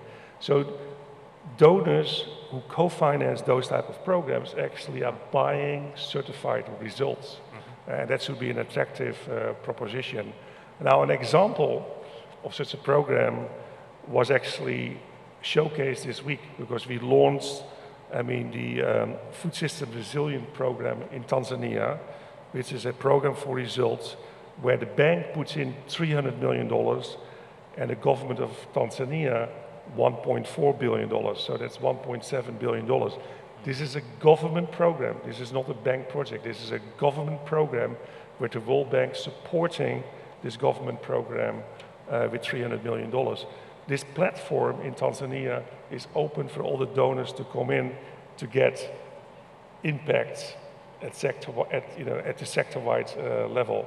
And the bank's proposal and invitation, which I also did at the ministerial roundtable yesterday, all countries that would like to take that approach and actually want bank support on their food systems journey, we are actually ready to support all those countries with those type of program for results that we launched this week in Tanzania. So I'm looking forward, looking at the governments to come forward to us because we are ready to do business along those lines. Thank you. Thank you very much, Martin. I think you raised some very fascinating numbers there. I think when we look at the global level, the climate finance flow and how little is going to food system and agriculture in general, I think there is a reason to really do something about it. I'll get back to you on that. I believe we do have about 15 minutes left, so I'm going to try to actually ask you, each of you, and hopefully we can wrap up within those 15 minutes. Starting with Anne. I think, Anne, in your remark, in your first round remark, you talked about the need to address food losses and waste. I think this is certainly a very good point because I think there is no point for achieving food system transformation if we are not able to actually address that specific issues. My interest is for you to explain to us how we can not only address it but find the funding needed for that purpose. No, great. Thanks so much. Well, I think we've just had from the World Bank an invitation to partner, which is really exciting for government. So that would there's a lot of good energy there. So I think that's a good first stop. But I mean, as I think most of us know, food loss and waste, we lose about 1/3 of all food. And it also has horrible impacts both food security, and then also when food rots, it releases methane, which is one of the most dangerous gases, and is boiling our planet. Not to be too dramatic about it, but we've really had all of these horrible climate impacts. And food loss and waste is such a great triple win, where if we can reduce food loss and waste, we get more food in, to families, we help farmers get their food to product, or to produce to market. And we've also seen, working with IFPRI, we can actually increase GDPs of some countries if you can fix this part of the value chain. But it's a little bit complicated. It's not just a silver bullet. You have to think very carefully along the supply chain on where to address different parts of loss or waste. There's some good policy work. I appreciated the comments from my panelists about the need to work with governments and look at policies. And for looking at food loss and waste, for governments to do something, it's called Target Measure Act. Figure out where maybe your most nutritious food is being lost, where are we losing the most value. Some of the comments about that our special envoy said earlier about the billions of dollars left off the table in African countries, you can address some of that by really targeting food loss and waste. So the benefits are huge. What we're doing 2 years ago at the UN Food Systems Summit, we were just chatting about, the president announced both the expansion of Feed the Future into 8 more African countries, but also $60 million for research and development over 5 years for food loss and waste. And so we have some great partnerships with institutes in the US and partnering in institutes in Africa to think about where and how, what are the innovations and technologies that we need to do, everything from PICS bags to different types of technology, better drying, you name it. And we now need to scale that. So again, that gets back to some of the financing side of things. And in Tanzania, just last month in August, our Tanzanian mission launched a $24 million 5-year program called Let's Save Food that really looks up and down the value chain and is working with small and medium enterprises to try to address how do we get food to market, get it to kids' bellies? How do we help address malnutrition and really right-size our food systems? So we think that's really exciting. We've had, I think everyone's heard, if you've been to any deal room, I would be shocked, raise your hand if you haven't heard about food loss and waste innovations that some really amazing young entrepreneurs are working on, and we're really proud. One of our partners from something we have called a food loss and waste partnership facility, where we provide co-grants, co-matching grants with SMEs. One of our partners was pitching in a deal room, doing a great job called, I'm going to plug her because she was so great. Joanne was our CEO of Can Taste. It works with coconuts in Kenya. And so there's great energy behind the innovations that can really help solve some of these problems. So getting more money into that effort is exciting. I'd make a plug, going back again to Aim4C, because it really is a great platform. We're encouraging our partners to think about doing Aim4C innovation sprints. So an innovation sprint is when the private sector comes forward and says, hey, there's a problem, food loss and waste, this is ridiculous, let's try to work on that.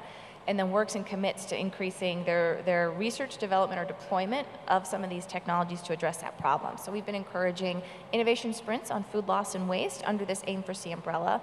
And with kudos to the UAE, they've been talking a lot about food loss and waste too, and we really hope it's elevated on that food day that we're so excited about on December 10th, so we can think about how we transform the food system. It's gotta include really getting smart and addressing all the different points where we're losing and wasting food along the value chain. And also, I feel horrible. I don't think we've talked about gender at all yet on this platform. So I'm going to have to also make a pitch for gender innovation sprints under this Aim4C umbrella, where we're also thinking about, we cannot fix our food systems if we're not putting women at the heart of it. Women are already overly impacted by climate change. Really, the FAO report that came out back in April notes we have not been able to address a lot of the gaps that female smallholder farmers are facing throughout the agro-food system. So we're also encouraging folks to look at gender innovation sprints. How do we put women, both from the boardrooms, from the businesses, the female researchers, and then also female farmers who can face special challenges in adopting climate-smart technologies. Let's fix that, because if we don't do that, we're not going to have an equitable food system, and we'll be back here in another 10 years facing the same problems. Thanks. Thank you, and thank you. I think you were perfectly right that there is no way we can actually solve this issue without integrating the gender dimension. So that's certainly a great one. I would like to come back to you, Abdul Majid. I think in your initial remarks, you talked about how government could actually support private sector investment in food system. Now you're sitting next to two representatives of bilateral and multilateral partners. How their institutions can support you in bringing and sort of raising your investment in food system? Yeah, I think I'm sitting close to the right partner, basically. And we've been working with the institution as I spoke initially about having one common goal. That's number one. Because I think any institution has its own objectives and defined goal of area of concentrations.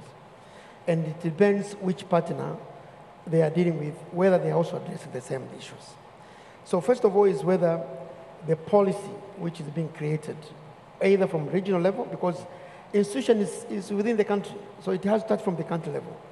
And the institution where look at the policies which address the need of the current challenges facing the agriculture. So it has to be from national level. The second issue about partnership where the institution has to address risk. And I spoke about risk.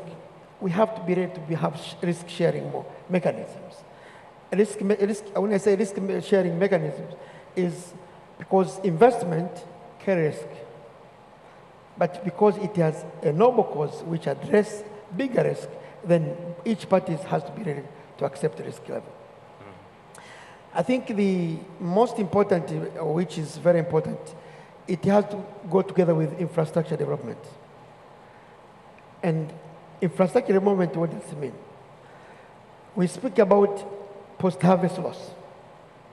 And how do we support farmers to have their storage facilities? And for current of institutions, commercial banks trade with short-funded to long-term investments. And it has been a challenge where there is a mismatch in terms of liquidity. And this kind of investment require long-term tenure. So you can't have short-term liquidity to finance long-term. So for kind of these institutions, we are looking at how do we get resource in terms of financing long-term investments.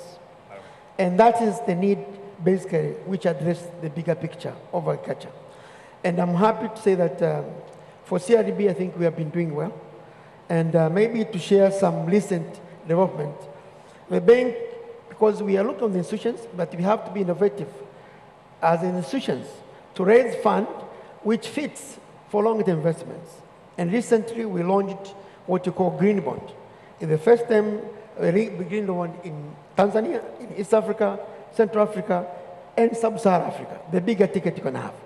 $300 million green bond, 5 years, of course, with a very good coupon. And that means we are able to raise fund from Tanzanians, non-Tanzanians, because it's going to be listed in the Dar Stock Exchange, will be listed at London Stock Exchange. There is also anchor investor from the globe. And that kind of investment will obviously support big investment on the agriculture side and other important sectors, but purely on the green financing. And that is the most important thing. But for other thing, I think, which is also important, is the capacity building. Because some of these institutions, they are advanced in terms of technology, advanced in terms of risk identifications.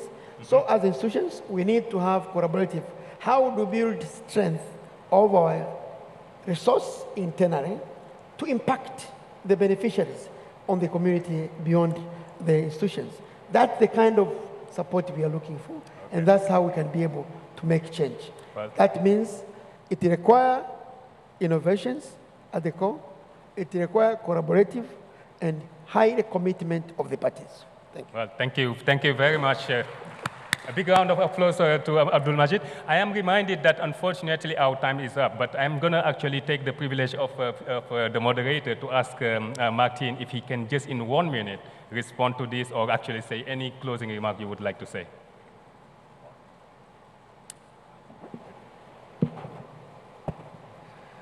Well, I just want to follow up actually because you asked a question on food loss and waste, and you were talking about post-harvest losses.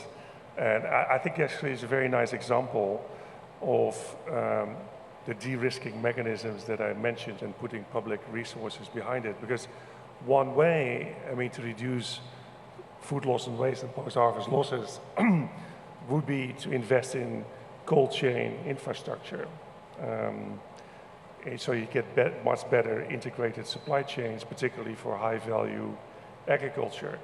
So recognizing that investment by the private sector in cold chain infrastructure would reduce food loss and waste, and considering that globally food loss and waste is 8% of global greenhouse gas emissions, there's a very strong, economic rationale and public goods argument to make to actually de-risk, those private sector investments in establishment of cold chain infrastructure, and that actually might provide, the access to the long-term financing that is needed.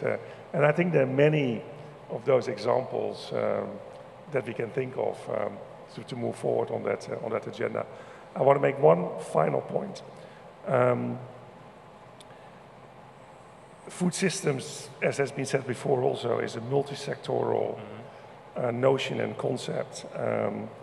So clearly, food systems go beyond the mandates of the ministries of agriculture. So the question then is, to what extent other ministries also play a role in the food systems transformation journey, and to what extent that can be used also to kind of make sure that we have more coherence in the domestic financing that's provided for food systems transformation.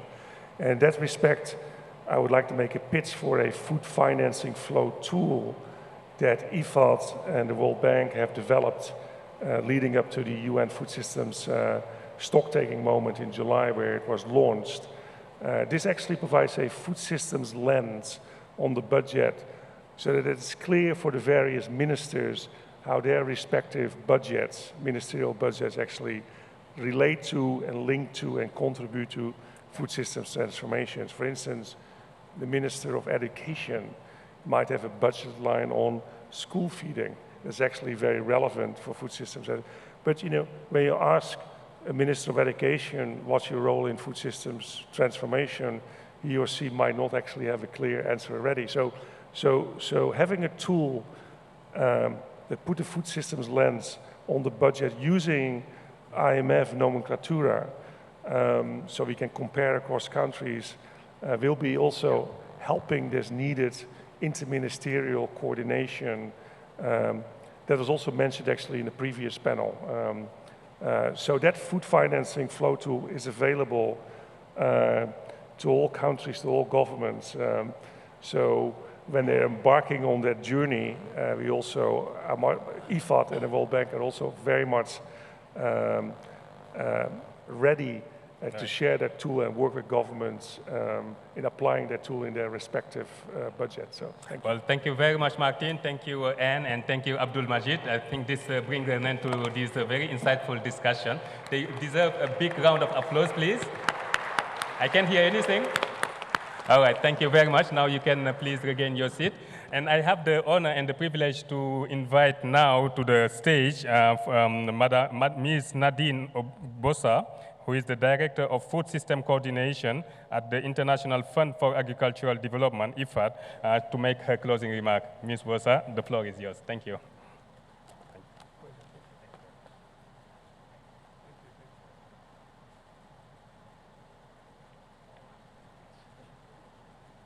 Good morning, everybody. I have the hard task to close this session on a very challenging topic, finance and also climate, because you see that the two are deeply linked. So we also have reached quite a defining moment after the food system, and I think the Food System Summit, the AGRF, made an excellent job of escalating the food system, the climate, and the financing issue to a very high level. We heard from the United Arab Emirates leading on COP28 that it might be a defining moment where basically food system might formally enter the climate agenda and also the COP28 declaration. And for this to happen, they ask us to work together, to rally the stakeholders, to rally the government, and to make sure, Christina, you say you are doubtful, that food system enter the debate on NDCs and the commitments, enter the NAPs, enters the debates on policies, on trade, on investment, on innovation, on finance for climate and food system transformation. There's also another defining moment. Yesterday, I don't know if many of you were there in the presidential summit after the closing of the Africa Climate Summit, Nairobi. They all came here to debrief us on what happened. And you know, usually when you come out of a climate summit, you look at the COP, you hardly see people smiling. It's always difficult, negotiation, it doesn't go where people want it to go, and nobody is ever satisfied, and it's a difficult moment. It was interesting to see a big smile, a sense of vibration. A colleague sitting by me says, but it's like there's jubilation, and you hardly see this when you discuss climate and you negotiate. But just to say that Africa took a strong stance and decided that we don't only want to be victims of climate change, but our leaders said we want to play our part. So basically, what did we say is that Africa is a huge reservoir of renewable energy. Africa is a huge carbon sink when you talk about the Congo forest. Economic development is possible being climate aware and sensitive. We don't need to choose between development and climate action. Africa also wants to play its part to push global commitment to reduce greenhouse gas emission. It's not going as fast, as far, and as deep as it should be.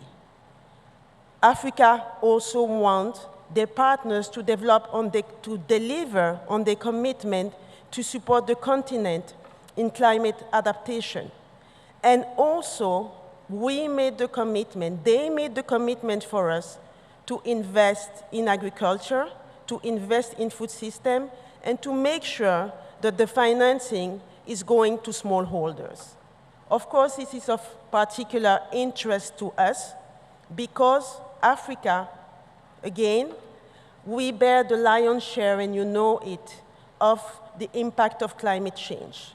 Drought, floods, hunger, economic growth, migration, name it, we have the lion's share of it. Mortality in low-income countries from climate change is 15 times higher than it is in high-income countries.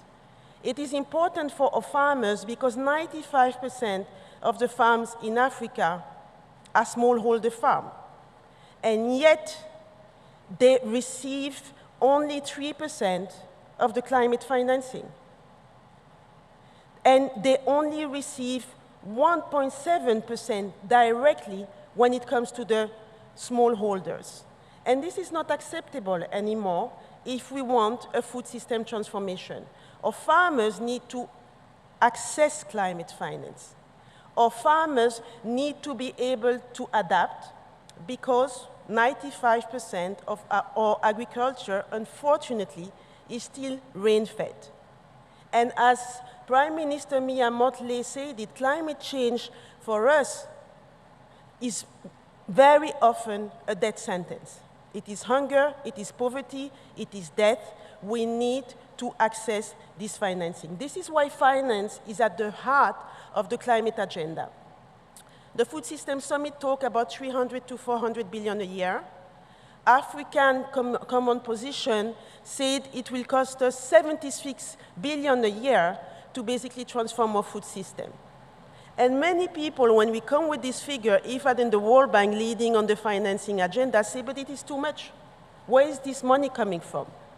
Please let's remember that the food industry is worth 10 trillion. Last year, dollars. Last year, revenue from the food industry was 1.5 trillion. So how much is 76 billion a year of investment? We also have to remember that the agricultural subsidies from developed countries is 700 billion a year, and they are distorting measure. So again, how much is 76 billion a year for the African continent? African food imports, we have our role to play. AFDB said it's about 70 billion a year. So how much is $76 billion. So we have to ask this question. The financing agenda, and USG Christina Duarte said it, number one, we committed to domestic resource mobilization. There we committed our leaders to making sure that the 10% investment in agriculture and now food system, because we extended, are met. It's also a call for ODA, for IFIs to play their role, because even with bold domestic resource mobilization, the UN Secretary General said, there is no way that in the current fiscal space our country can meet the incremental cost of food system transformation. And it's also about a reform we are talking about of the financial architecture, because there's a need for more money, more liquidity in the system. And finally, it is about the private sector investment. And we've been waiting for this one because we know that in the low-income countries that in which many of us live, it's not where the private sector invests the most. If you look at blended finance and investment, it's in middle-income countries. So we should not also be too romantic about private sector investment in low-income, conflict-affected, hunger-stricken countries. But still, there's excitement. Feed Africa. Africa will not import anymore. Africa can feed the world. We heard it yesterday in the Tanzania. And you know, all these things start with a vision, with a dream to mobilize people. And we want to believe into this dream. And we hear the commitment to invest in research, in development, in infrastructure, in women, in youth, in food sovereignty, to create jobs, and that the future will be different for all of us. As I said, we want to believe in it. But can we? I'm an African, I'm a woman, maybe not youth anymore, but I want to ask our leaders, will you keep your promise this time? There's this promise, the first one was made in 1970, when there was the biggest food crisis after the World War. And already these issues were on the table, and the commitments were made. Then, 1980, you remember, Ethiopia, one of the worst food crises in the world in the Horn of Africa. About 1 million people died in Ethiopia. I remember this song, We Are the World. They were singing for us to send us food. And we said never again. Then 2007, 2008, you remember the food crisis, the food riots? Again, there was a food summit. And we committed that this will not happen again, that this investment will happen, the countries and the international community. And today, we are told it's because of Ukraine, it's because of COVID, it is because of climate. There was no Ukraine, there was no COVID, and the climate wasn't what it was in 1970, and the commitments were not kept. So I'm asking you, how are you going to make sure that it will happen this time? For this dream to become a reality. And the last thing I would say is that we have to change our narrative about the youth. We hear about the youth that we need to entice them to come into agriculture. Look into this room. There's a new generation of young agri-African entrepreneurs. I met Brian today in a very smart suit, and I don't think he's more than 30, and he gave me his card. He told me he's a CEO of an agricultural company. And he was smiling, and he told me there's money in farming. I met Hadija from Tanzania, and she's managing a company of 500 agricultural workers. I met also in Cameroon, Yves, he was also in a suit, and he told me, I'm into agriculture. So they say that by 2030, agriculture will be worth 11 trillion in Africa. We say the farmers are not dumb. The youth are not dumb. They see the money in agriculture. Our challenge is to make sure that as we come into this room, we meet more and more of the Brian, of the Adija, of the Eve, because they are seizing the moment and the opportunity. The government, you have a responsibility to make this happen, but they are not waiting. And maybe they'll be the one pushing the change, because they are already sitting at the table today, pushing the decision makers to live up to their commitments and to live up to their decision. So it's not easy. Hunger is still increasing. The future is gloomy. We go out there, I don't think we can tell the people what's going to happen tomorrow to put food on the table when food prices are up again. But I see change, and I see more and more of these youth being businessmen and making money in farming. And you know what? They are educated, they've gone to university, they are not the illiterate we are used to. And this is the future of Africa. So there's hope, and thank you, everybody.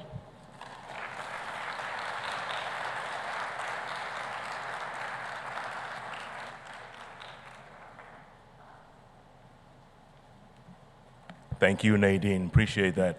We're just about to close this session, but before we do that, there's been some exciting times happening this week, and a lot of people involved in the road to COP28. I'd just like to have them have a couple of words, starting with Honorable Hussein Mohamed Bashe, Minister of Agriculture here in the United Republic of Tanzania. Can just come up. Is he here? He's not. He's walked out. Okay, that's fine. We'll move on. Also ask the Managing Director and founder of Victoria Mwamukuzi. Is she here? Talking about road to COP28. She here? Hadija Jabiri, CEO, Satfresh. Get ready.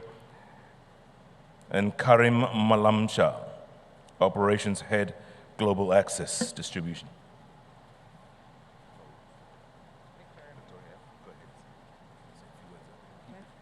Okay, thank you.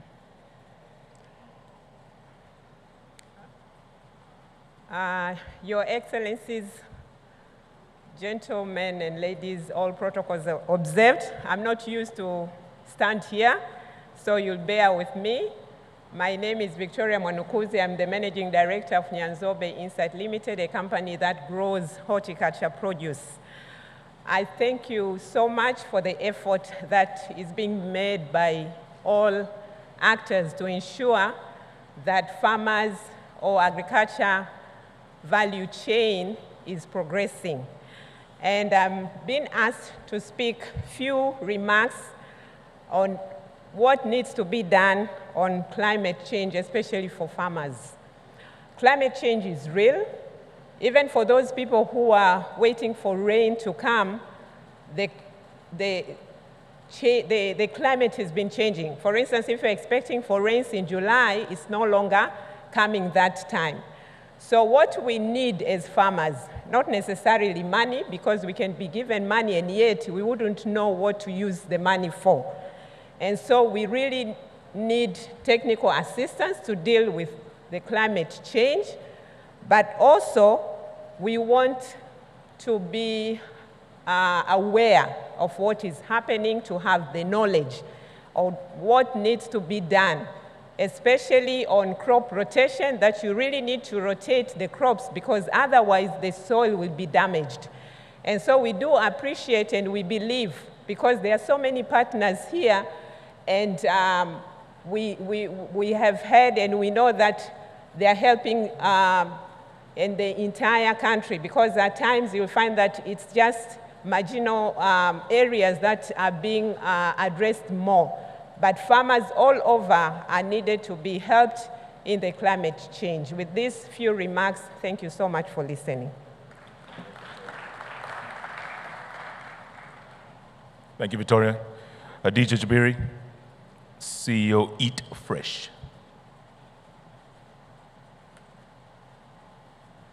Greetings to everyone. Tomorrow, the 9th of September, I'll be 33. So that means I will only be having 2 years to represent the youth from tomorrow onwards. I'm standing here in front of everyone. The youth of Africa are ready to support all initiatives which are being initiated in different sectors in terms of combating climate change effects. My request to all stakeholders across Africa, let us please make a decision to include the youth. They would want to participate. My government is championing that. It's just let's create enabling environment for them. Let's start financing them. Let's start showing them where the market Majority of them are going into climate smart technologies. They do not have funding for that. Let us support the youth. They will definitely join hands with everyone on combating effects of climate change. Thank you.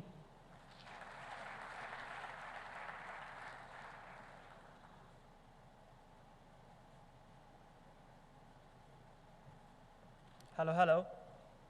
My name is Kevin.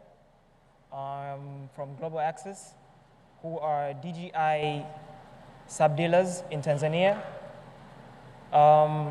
With efforts which are done by our government in the introduction of technology such as smart agriculture, precision agriculture, we strongly believe that drone technologies can be used to help promote developments in cleaner and greener practices in farming.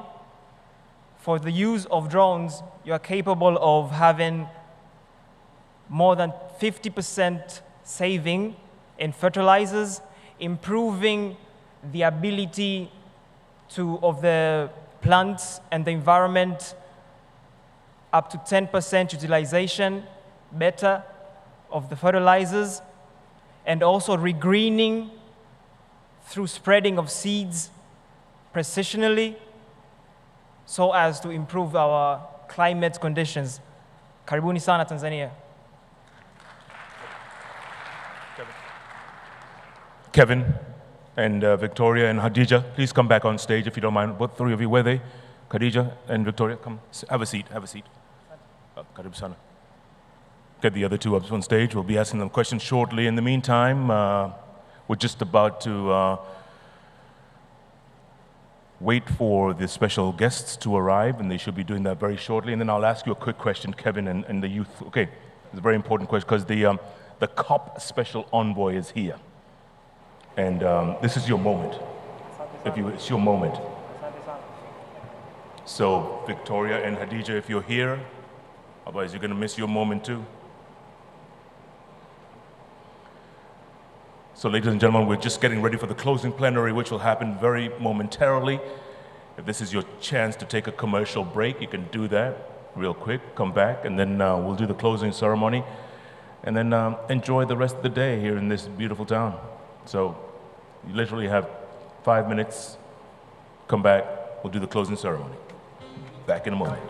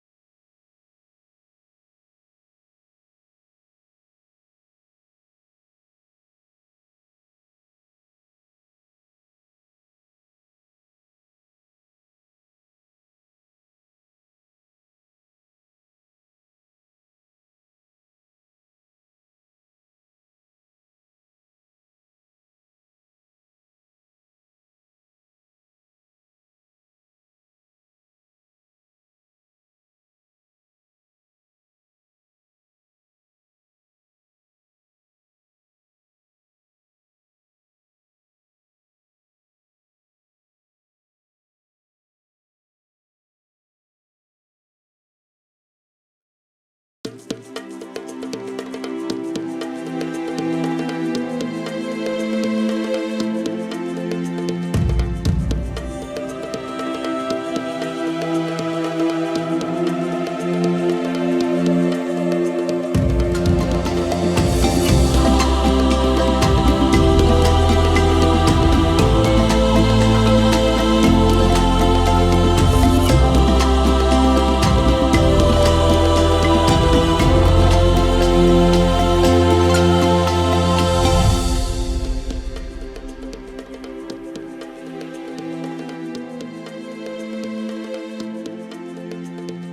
Deputy Prime Minister of the United Republic of Tanzania, His Excellency Dr. Doto Mashaka Biteko, and his entourage.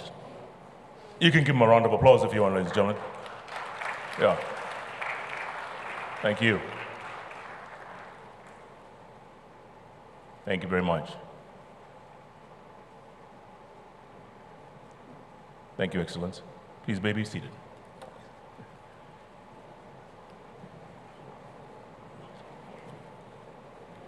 If I could ask the special envoy for COP28, Chris, are you here? If you're here, please come on stage. Yeah, thank you.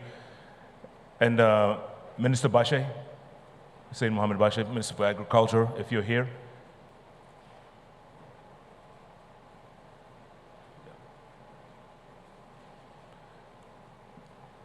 Now,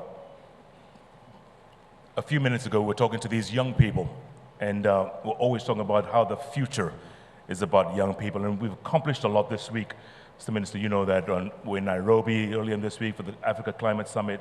Now we're here for the Food Systems Forum 2023. So the next step is COP28, as we all know, and everything is leading up to COP28. And a few minutes ago, we were speaking to these young people here, and they have a message for you, Chris, for you, Minister, going forward. Let's start with you, Hadija. So tell us who you are, who you represent, and what you'd like to tell the COP28 Special Envoy going forward. Thank you so much. My name is Hadija Jabiri. I'm a co-founder and managing director of Eat Fresh Tanzania. And I had a great honor of participating on supporting the Ministry of Agriculture on developing a strategy for youth engagement in agriculture value chains. We are done with Climate Summit in Nairobi. AGRIF is getting to an end. My request is we are heading to COP28. Let it be an opportunity to open up investment for youth in agribusinesses.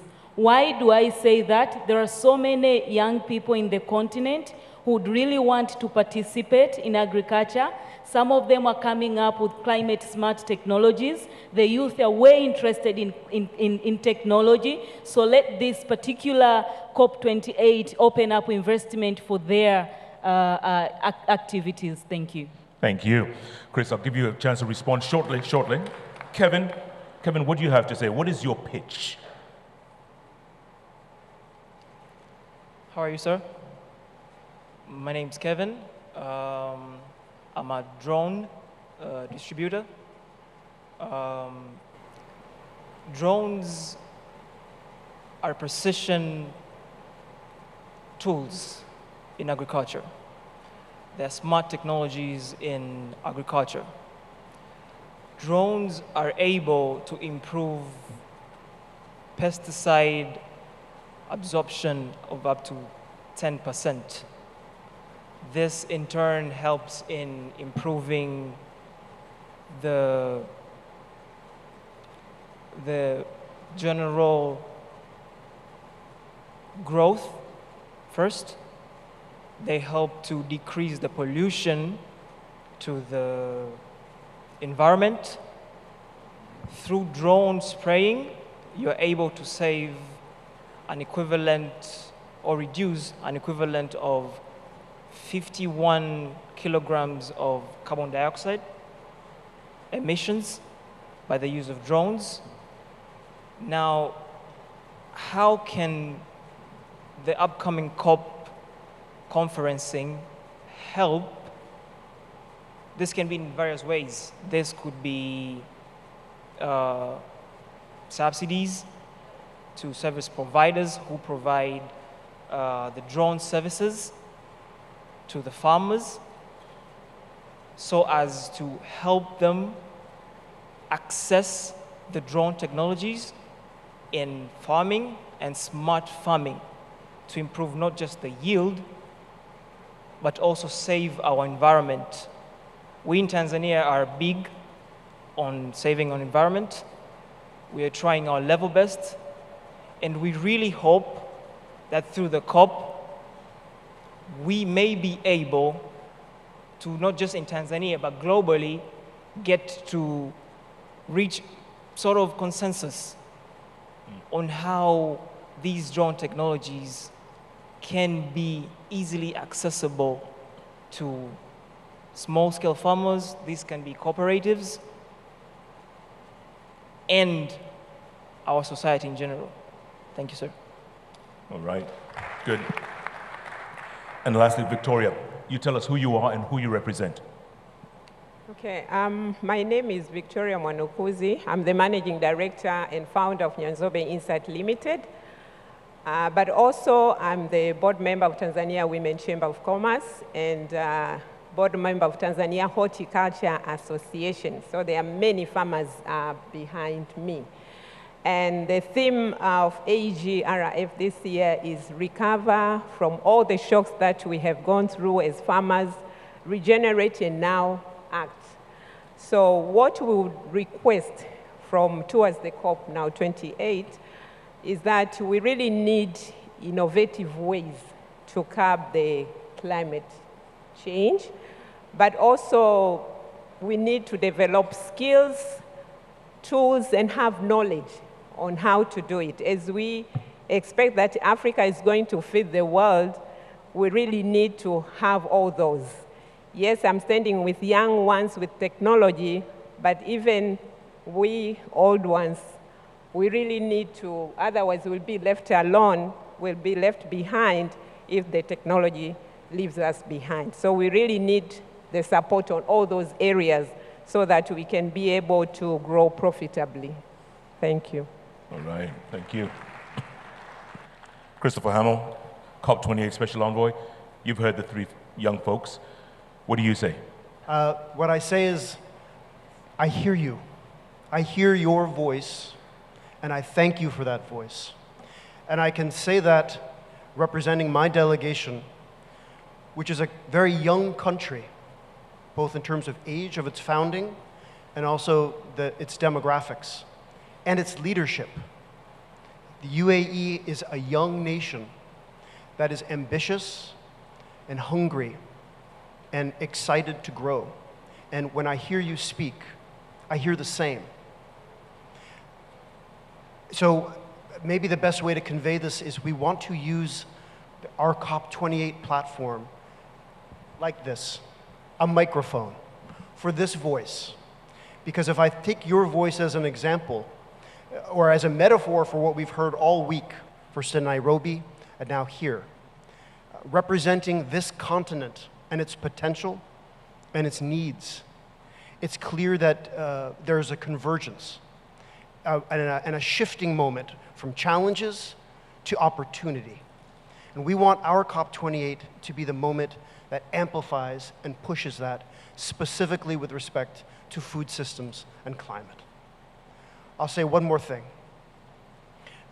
You don't need me, a visitor, to tell you the numbers, but I will say them so that you know that I know them, and I'm aware. 65% or more of the arable land that's left to be developed.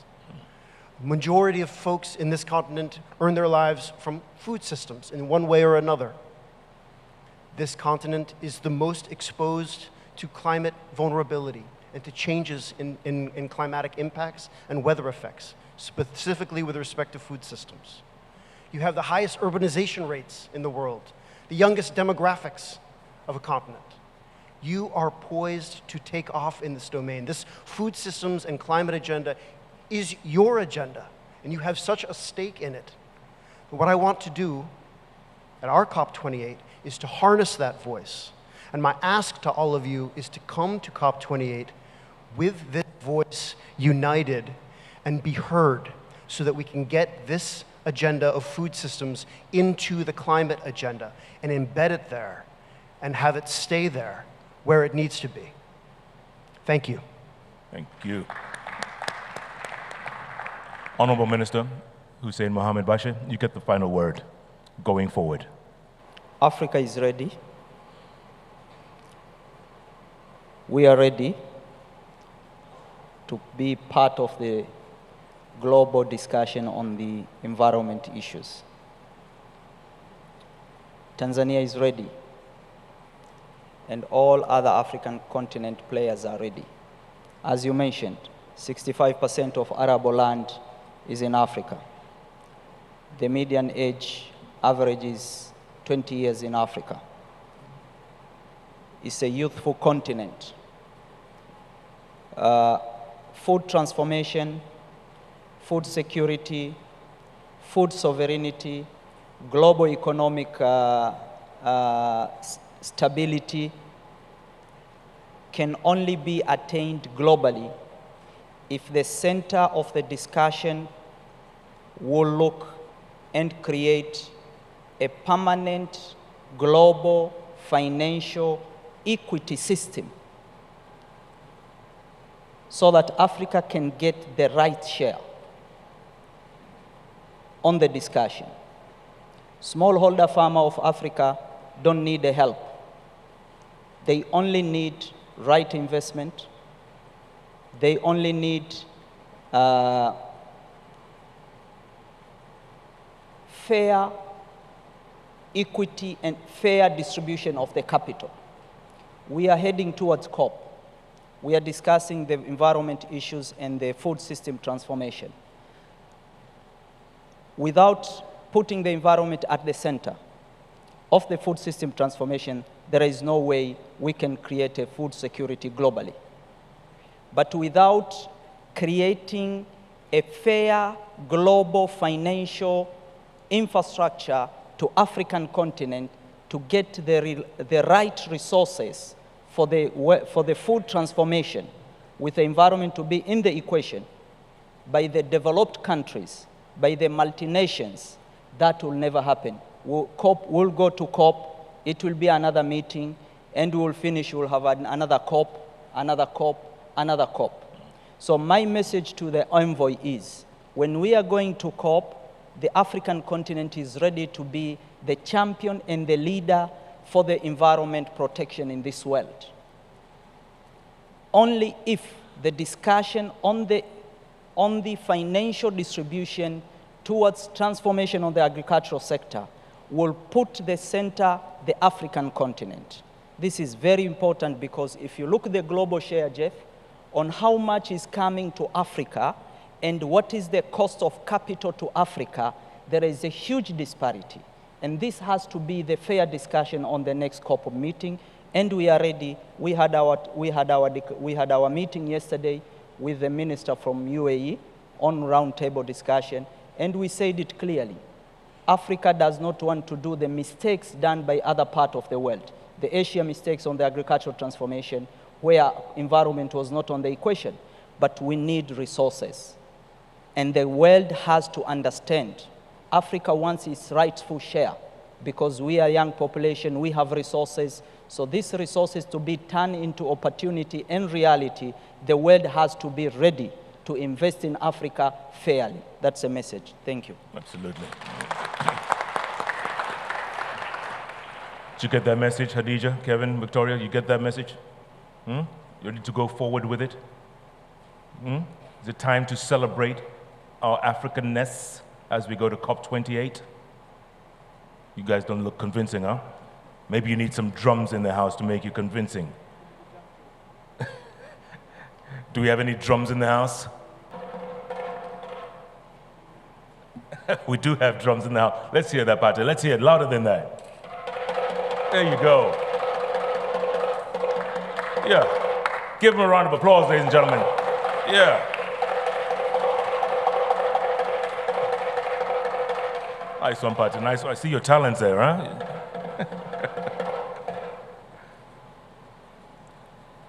Chairman, you can play the drums too? Go on.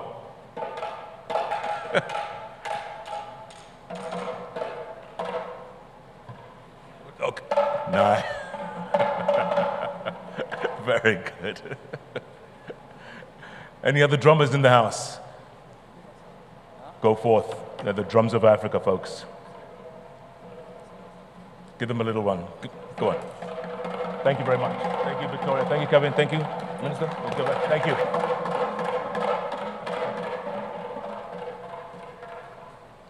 All right, thanks for that. Thank you very much. A round of applause once again, ladies and gentlemen. The youth, our future, looks very bright. And now I'd like to welcome you folks to the closing plenary of the Africa Food System Summit 2023. We're going to have a couple of call to action. We're going to be seeing if we can raise the bar, committing to more inclusive and resilient food systems in Africa. And up first, I'd like to welcome back on stage Honorable Hussein Mohamed Bashe, Minister of Agriculture for the United Republic of Tanzania. Welcome, sir.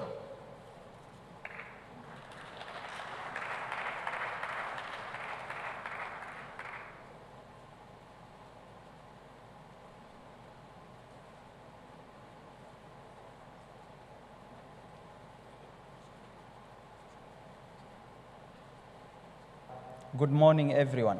My role here is to read on behalf of my fellow guys, the Ministers of Agriculture, the ministerial statement at the African Food System Summit held in Dar es Salaam on 7th of September 2023 on the theme of Recover, Regenerate Africa, Solution to Food System Transformation. On behalf of Ministers of Agriculture present, with contributions from stakeholders across the food system community on the continent and around the world, this year Ministerial Roundtable surfaced the following resolution we put forward to AGRF community and our heads of state and government. Our food system and communities are already suffering from climate change, and we need urgent action today.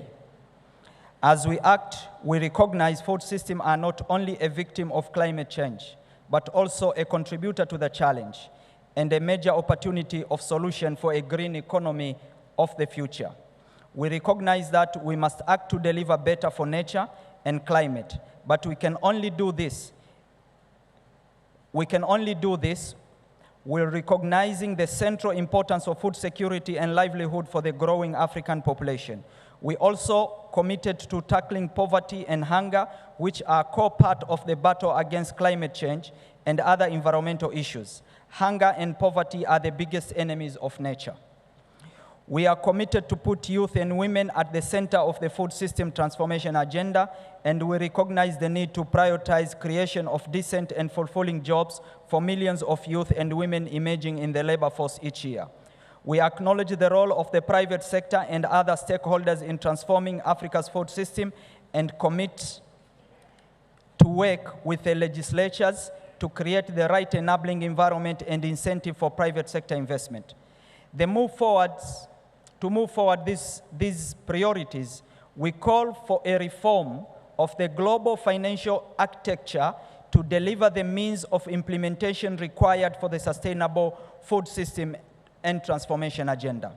We commit to strengthening collaboration, cooperation, and partnership across all state actors and non-state actors, ensuring we approach food system and climate action with a whole of government and whole of society approach.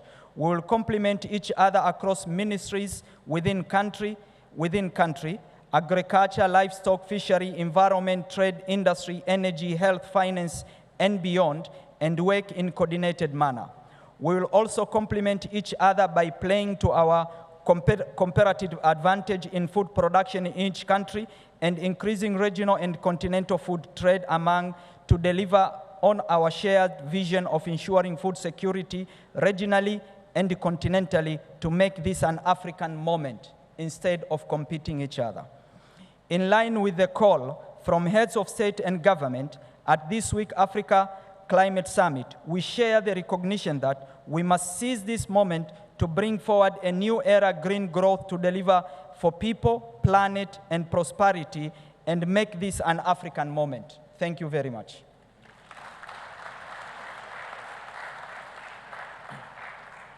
Thank you, Mr. Minister. Appreciate that.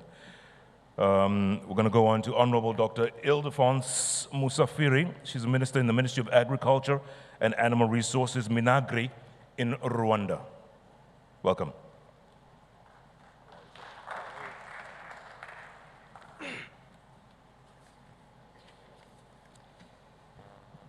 Excellencies, honorable ministers, distinguished guests, ladies and gentlemen, all protocols observed. A very good morning. Everything has been said, but as we come to close, I want to express my gratitude for the engaging discussions and deliberations that have taken place all week. We have covered a lot of ground. That said, I would like to join with others in thanking the United Republic of Tanzania and the people of Tanzania for a well-organized EGRF conference and for the warm hospitality we received. I also want to recognize the support received from AGRA leadership in supporting Rwanda's agricultural transformation strategy. This is done in collaboration with other domestic partners, many of which are also here represented. I want to appreciate EGRF partners for choosing Rwanda as a home for EGRF Secretariat for the foreseeable future, 5 years. But I'm also happy that the United Republic of Tanzania didn't dilute the standard of EGRF. However, they have added more ingredients by bringing more investment rooms, ballrooms, and some exhibitions that are also an added value. So we gain a lot by lending you the EGRF this year. Thank you very much, the Republic of Tanzania. As Rwanda embarks on the development of its next agriculture sector strategy, PSTA 5, we are committed to make it a food systems friendly. I count on you, all your partners, to join us to shape and deliver for our people. I appreciate the many ways AGRA, PIATA partners, and all bilateral and multilateral partners have been supporting our country's agricultural transformation vision. You have supported us to strike strategic partnership from across various sectors and industries. Thank you for being a reliable partner. As I conclude, I want to commit in strengthening our food systems to achieve SDG 2030 goals and zero hunger. I also take the opportunity to invite willing partners and stakeholders to join us in building a resilient and competitive food system that serves our people. The journey ahead, ladies and gentlemen, holds great promise, and I am confident that the outcomes of our shared endeavors will shape a brighter future for all those we serve. Thank you, and we look forward to welcoming you all of you next year back in Rwanda, the country of thousand hills, in EGRF 2024. Asanteni sana.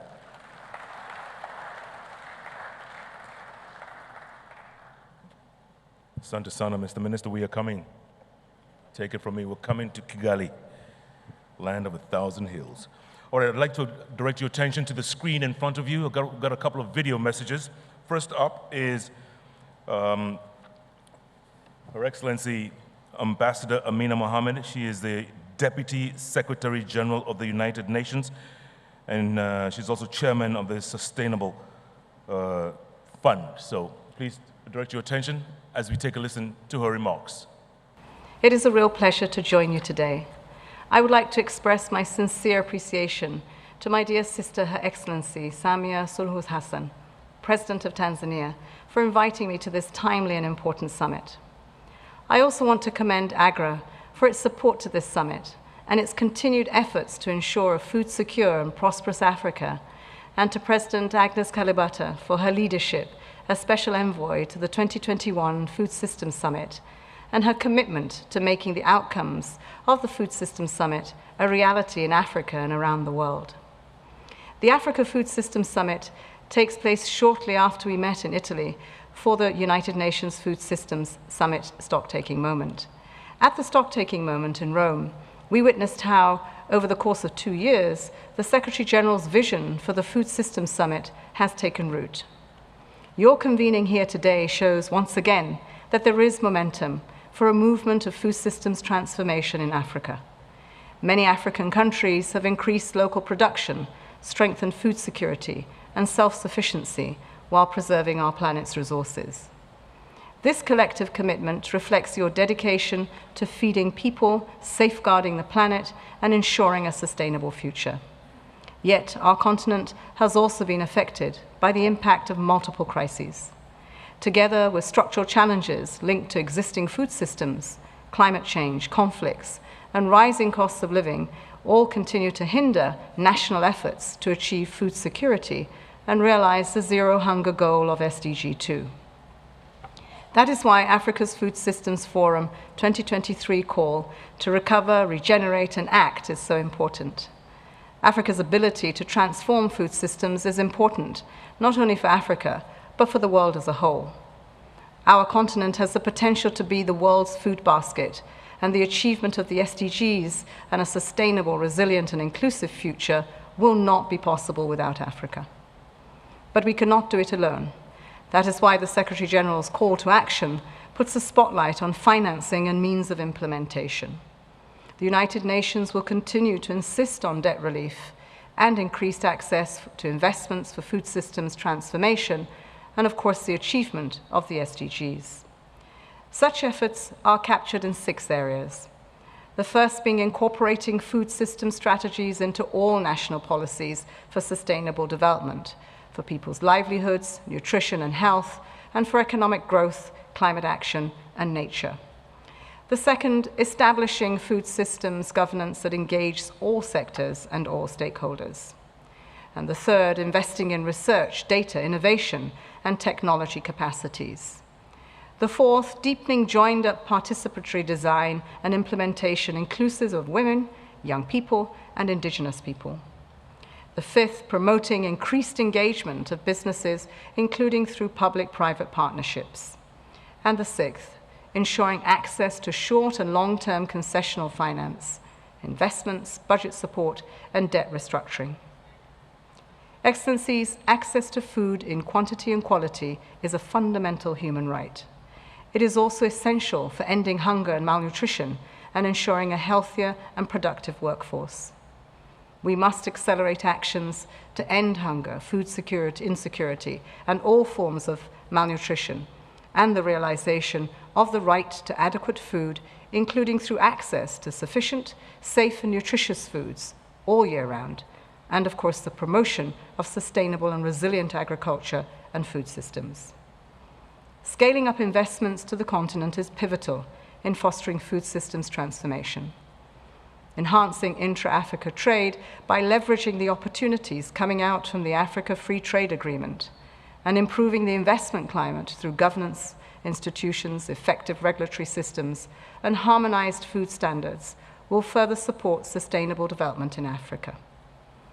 Additionally, investing in data will be essential to enable informed decision-making and the monitoring of progress. To ensure a sustainable food system, we need to promote increased engagement of businesses, including through public-private partnerships that will shape the sustainability of food systems and establish and strengthen accountability mechanisms, recognizing their centrality for food systems.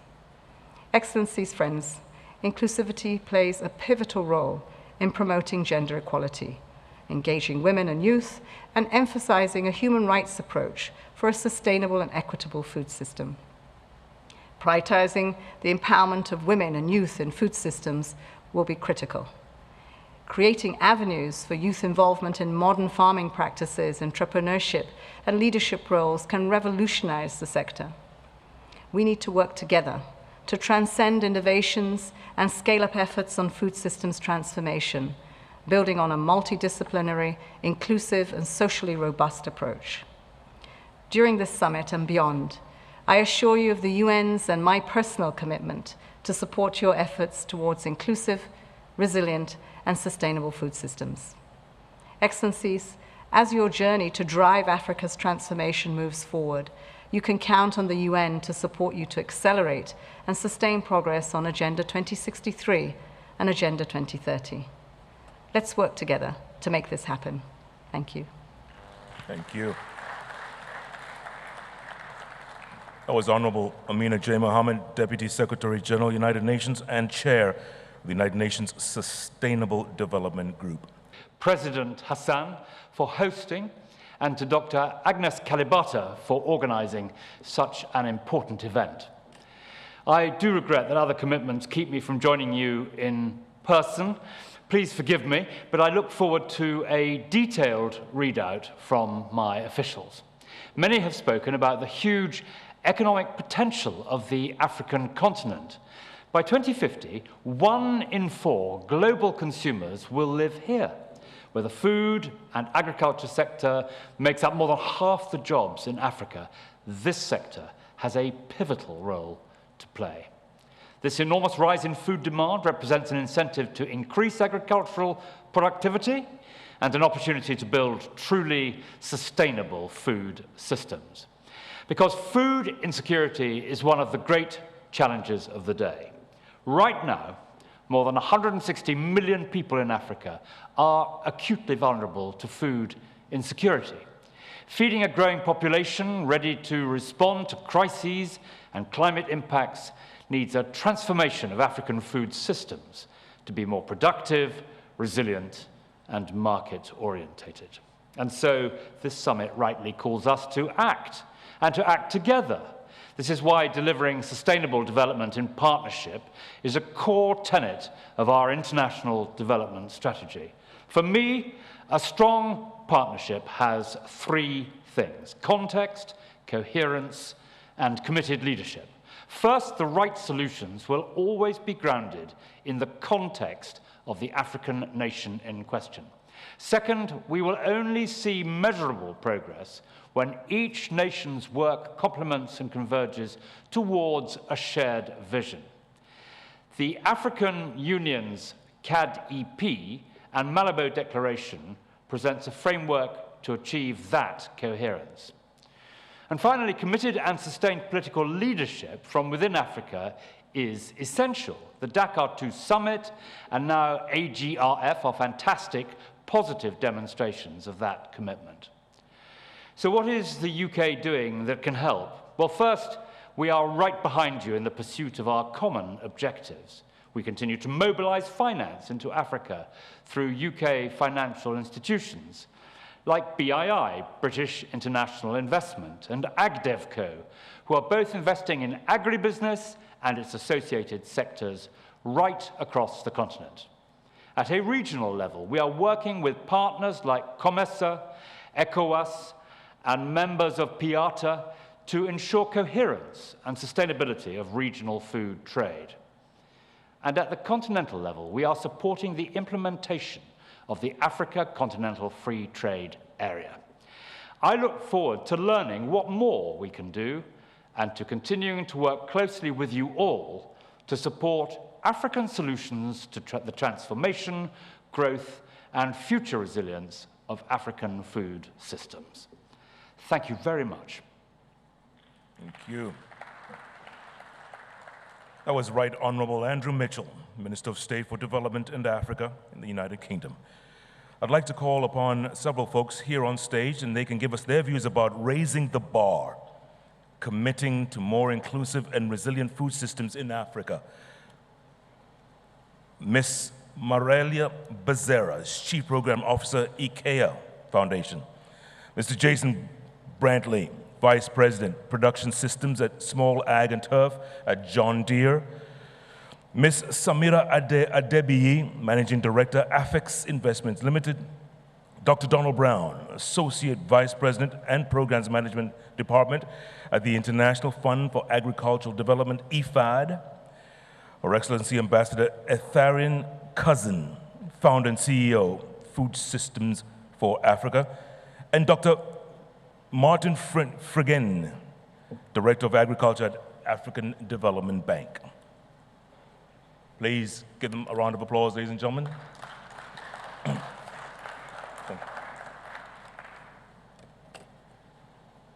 Ladies first. Closest to me. So we're talking about raising the bar, right? Hello. Okay. Good afternoon. My name is Samira Adiadebi. I sit here representing FX Commodities Exchange, the first privately owned commodities exchange in Nigeria. We commenced operations about 9 years ago. And when we did that, we did that with the aim of helping Africa feed herself. Now, in trying to do that, we looked at 3 problems that are besieging the sector: access to finance, access to storage, proper storage, and access to markets, both in Nigeria and across Africa. To help us achieve this, we set up 2 additional companies apart from the exchange. We set up the African, the AFEX Free Trade Zone, which does aggregation and also does trading, and the AFEX Investment Limited, where I head, which unlocks capital and finances the agri value chain. Now, in trying to help Africa feed herself, we're taking a commitment to commence operations in Côte d'Ivoire. We also intend to have operations in 10 African countries, including Tanzania, in the next 5 years. So we're doing this just to ensure that we create regional markets wherein Africa can trade within herself and increase the volume, which currently stands at 14.4%. And that way we can help each other balance the demand and supply side of commodities trading. Mm-hmm. Thank you. Thank you for that. Yeah. Ambassador Cousins, you have a mic there with you? Yep. Thank you. Good afternoon, and thank you again, Madam Agnes Kalibata, for the invitation to participate in today's very, very important closing conversation. Many of you in this room know me because I was the executive director of the World Food Program, and we work to feed 85 million people a year, and too many of them were on the continent of Africa. As my good friend Nadine talked about earlier today in her comments from IFAD, the world makes songs about poverty and hunger in Africa. We need to change this narrative and begin to see the world write songs about the opportunity in Africa. The challenge that we have is as we talk to the capital, and you've heard about the commitments for reform of the multilateral financial system, we're talking billions of dollars, and what we need is trillions of dollars. And trillions of dollars won't come unless the private sector capital comes onto the continent. When we begin the conversations with private sector capital, asset managers, owners, commercial banks, what they say is they can bring corporate social responsibility, but not investment capital, because the risks are too high. We have the opportunity to change that narrative. I am working with the Minister of Rwanda, who is here today, and the RDB team and other members of the Rwandan government, and we have started a company in Rwanda that will be the first black soldier fly larvae, innovative, the 50,000 square foot facility to produce larvae that can be substituted for soy in animal feed, both poultry feed as well as aquaculture. The waste product from the production of that substitute, that larvae, is a very high value fertilizer that can be used by smallholder farmers. The opportunity is not just the project that we are developing. because anybody could do that. But what we are doing is delivering a message to the world that you can invest in large-scale innovation on the African continent and deliver a financial return that is a market rate return and not charity. Money follows success. And until we can invest in those projects and deliver that return, we are going to continue to talk about small pots of money rather than the money that is necessary to support the sustainable transformation of the food system. I believe that Africa is ready. Thank you. Thank you. Marilia Becerra. Thank you to AGRF for the invitation to be here today. And I have to say, as I was born and raised in Brazil, every time that I set foot in the continent, I feel like I'm home. So thank you, my African brothers and sisters, for your welcome here. We need to collaboratively invest in a holistic and regenerative food systems approach that values farmers and that works with nature.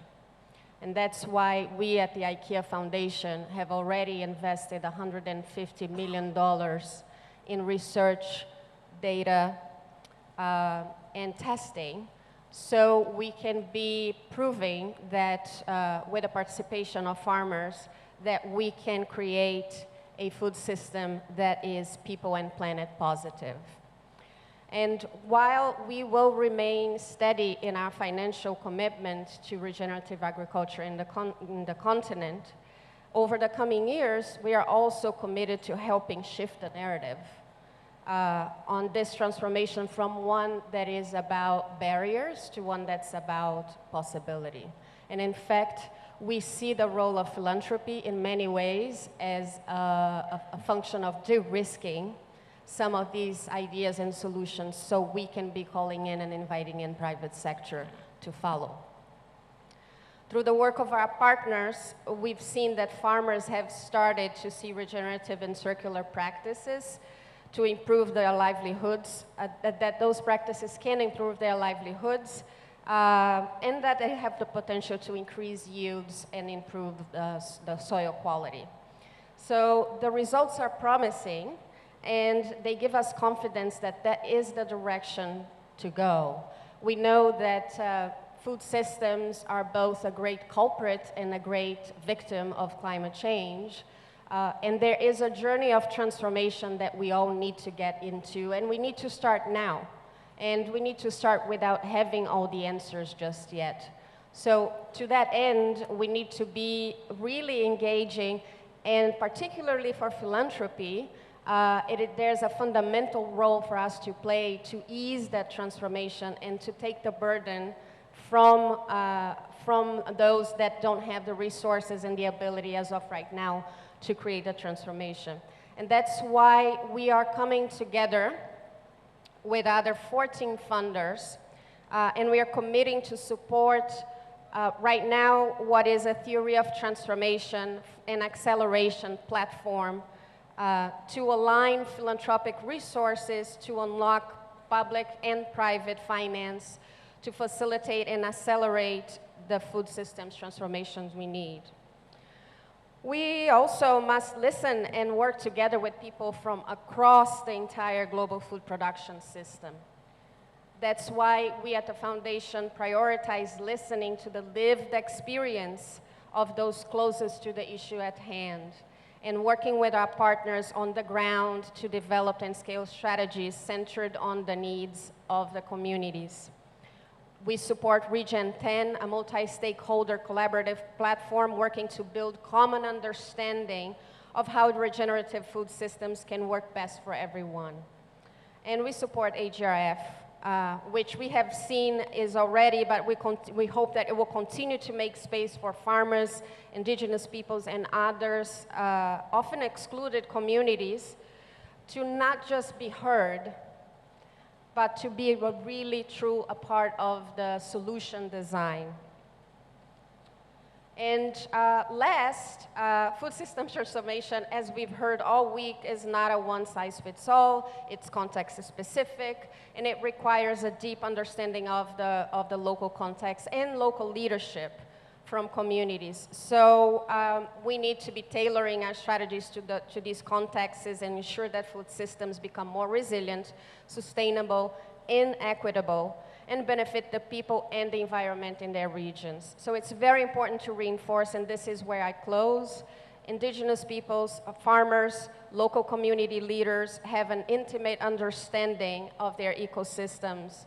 They are partners, and they have knowledge that they can bring to design solutions. They must play a leading role, as they have been playing not only here, but at COP28, and to ensure that food production strategies are tailored to their needs. We are grateful to our partners who are working on the ground to help ensure that food is produced in a way that is good for people and planet. Thank you. All right, thank you. Jason Brantley, from a John Deere perspective. Thank you very much, and certainly an honor to be here today with these distinguished leaders and leaders across agriculture in Africa. When you think about John Deere, many people think about big tractors and autonomous vehicles and precision ag technology, and certainly that's an important part of what we do. But John Deere also really focuses on how we take those technologies and those capabilities and extend them across agriculture, because that's very, very important to us, and particularly when we look at Africa, where we've been selling solutions and products in Africa for well over 100 years at this point. We're really focused on how do we help enable the backbone of ag on the continent, which is the smallholder farmer. How do we enable them to have access to these technologies and these abilities to continue to improve yield, improve sustainability, move into regenerative ag, and ultimately create better outcomes for everyone. A few years ago, we started what we call our SMART campaign. And this was really focused on taking what we and our partners across agriculture in Africa had learned over the years and really creating an ecosystem approach to help improve agriculture across the continent. SMART is an acronym, so it focuses on solutions that are for Africa, designed for Africa and appropriate. It focuses on mechanization for yield improvement and reduction of inputs, which are really, really critical. It focuses on access to finance, which is one of the big impediments that many customers face in Africa when they want to become entrepreneurs and offer contracting services. It focuses on the reliability and repairability of the machines and the investment that goes along with that to ensure that people are trained and parts are in place. And finally, it focuses on the technology and the training that's necessary to help people learn how to better run these small contracting businesses and have access to technology such as telematics, which we will have in base in all of our products sold in Africa by the end of 2026. So this has been a really successful initiative across a number of countries in Africa. And we've done that with partners. We've worked with USAID, we've worked with Hello Tractor, we've worked very closely with AGRA, and many others that have made it a possibility. And 2 years ago, in 2021, we announced a partnership with AGRA where we would have a competition for youth farmers to present business plans to create their contracting business, and we would award a tractor to that winning business plan. And we did the first one in 21. We checked up on that tractor and visited the winning youth group a couple of weeks ago in Kenya. They're outside of Kisumu. And it's just tremendous what just one tractor has done. It has helped increase yields of the people that are being served from about 4 bags of maize per acre to 10. It has helped improve incomes, and it has really started a lot of people thinking about how to use mechanization to create a more sustainable approach in their community. So we're really excited today to be announcing a commitment to extend our SMART campaign into Tanzania. And we're also working with AGRA as a partner to give another tractor away to bring some focus and attention to the power of mechanization when it's done in the right way. And we had the honor earlier today with the Honorable Minister and AGRA to do a handoff of that tractor and to launch that. So John Deere is very, very proud of our history in Africa, and we're very excited about the results that we're seeing from the SMART campaign, and we appreciate the opportunity to share this commitment with you today. Thank you. All right, thank you. Dr. Donald Brown, IFAD perspective. Thank you very much, Excellencies, participants. Just firstly, it's really lovely to be back in the country of my birth and to see so much energy and dynamism here. And everyone says that Tanzania is a young country. I was born just as Tanzania was being born, so I really hope that makes me young and dynamic too. But more seriously, it's lovely to also be able to talk about IFAD's commitments. And just a few headlines. Firstly, 100% of IFAD's financing is actually invested in rural food systems. That we've been doing for decades, so it's really good to hear about food and food systems now being the main topic of conversation, because that's what we're at. IFAD, for those of you that don't know it, is the only UN specialized agency and international financial institution just focused on rural food systems and smallholders and rural poverty. The second message that I would like to give, or the second commitment, is that we are committed at IFAD at doubling our impact. So we are improving the incomes of 40 million people a year, many of them in Africa, and over the next 3 years, as we move into our new replenishment, we expect to be able to help 100 million people to improve their livelihoods and their access to food, and we're very committed to that. And 50% of our resources go to Africa. The third commitment is we are very, very focused, as we've heard a lot this week, on ensuring that climate finance goes to small farmers. You hear various figures, 2% of all climate finance going to small farmers, 3% going to agriculture. Anyway, it's clearly not enough, and we're very, very committed to do that. We started up a fund 11 years ago to look at adaptation for small farmers. It became the world's largest fund for adaptation for small farmers, and we're committed to take that knowledge and experience, take it through to COP28, and really ensure that we don't just talk about adaptation and small farmers, but we actually live it. The other thing is, we know it's not an easy world at the moment, and another focus that we are committed to is increasing the amount of resources that IFAD spends addressing fragility. We heard from Ethrin about the work of the World Food Programme, which we've been very happy to work with them, but it's that whole humanitarian development nexus. We need resilient livelihoods, resilient food systems, so we are going to increase our resources to address fragility. The fifth message is about the private sector. I'm really pleased that IFAD has changed our Articles of Agreement so we can now invest directly and with the private sector. We've heard a lot about the private sector this week. For us, it's absolutely key. We have a 20 billion portfolio of investments with governments. How do we complement that with investments with the private sector? And that's something we really want to strengthen going forward. We have in IFAD a model. You hear a lot about the 3 Ps, public-private partnerships. We talk about the 4 Ps, public-private producer partnerships, and we want to see much more of that. Strategic partnerships, we've heard about partnerships all week. We can't do this together. IFAD, the World Bank, the World Food Programme, governments, private sector, we have to work together. We're very, very committed to partnerships, but also bringing the voices of small farmers, of youth to that. That's why, for example, we have IFAD host the Farmers Forum, why we host the Indigenous Peoples Forum, is ensuring that this discussion about food systems is inclusive and really liberates and ensures everyone's there. And then just lastly, and above all, I think IFAD's commitment is action, not words. And so we bring financing, we bring focus, even to a country like Tanzania. We try and bring our global experience to the context of Tanzania. There is no template anywhere, but there's lots of global experience. Support, inclusion, partnership, and maybe at the end, a little bit of challenge so that, as I say, we move beyond words to action in many of these side of things. So thank you very much. Thank you, Doctor. Last but not least, Dr. Martin Friggin, representing the African Development Bank, AFDB.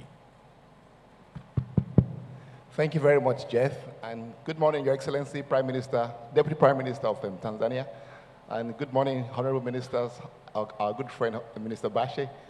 Ladies and gentlemen, I have to congratulate the government of Tanzania and also AGRF for hosting probably the most successful conference ever of the African Food System Summit. Yeah. But beyond the high level of attendance, I have to say that this conference has demonstrated the political will, investments, and innovations that are needed to accelerate the continent's progress towards food system transformation. Coming on the heels of the high-level summit that was organized by African heads of states in Dakar in January, it just shows you that there is very strong evidence that Africa indeed can feed itself, not just itself, but it will feed regions other than Africa in our lifetime. I believe that very strongly.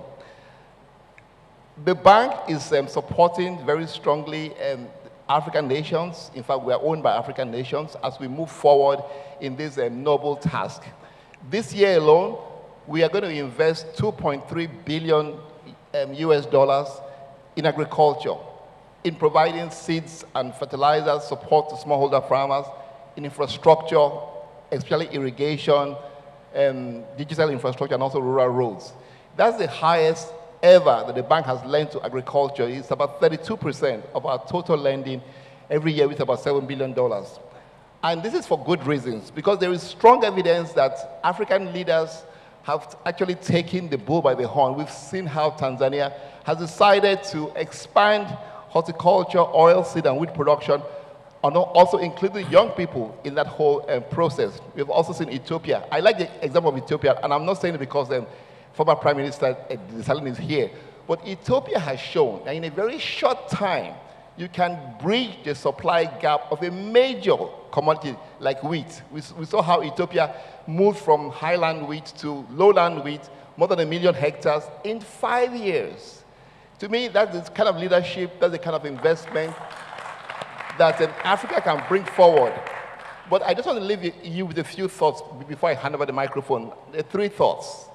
One, we need to build the capacity in country to deliver. And I'm very happy that IFAD and Gates Foundation and McKinsey and also AGRA are working in Tanzania with the African Agricultural Transformation Office, which was launched on Tuesday. It's very important.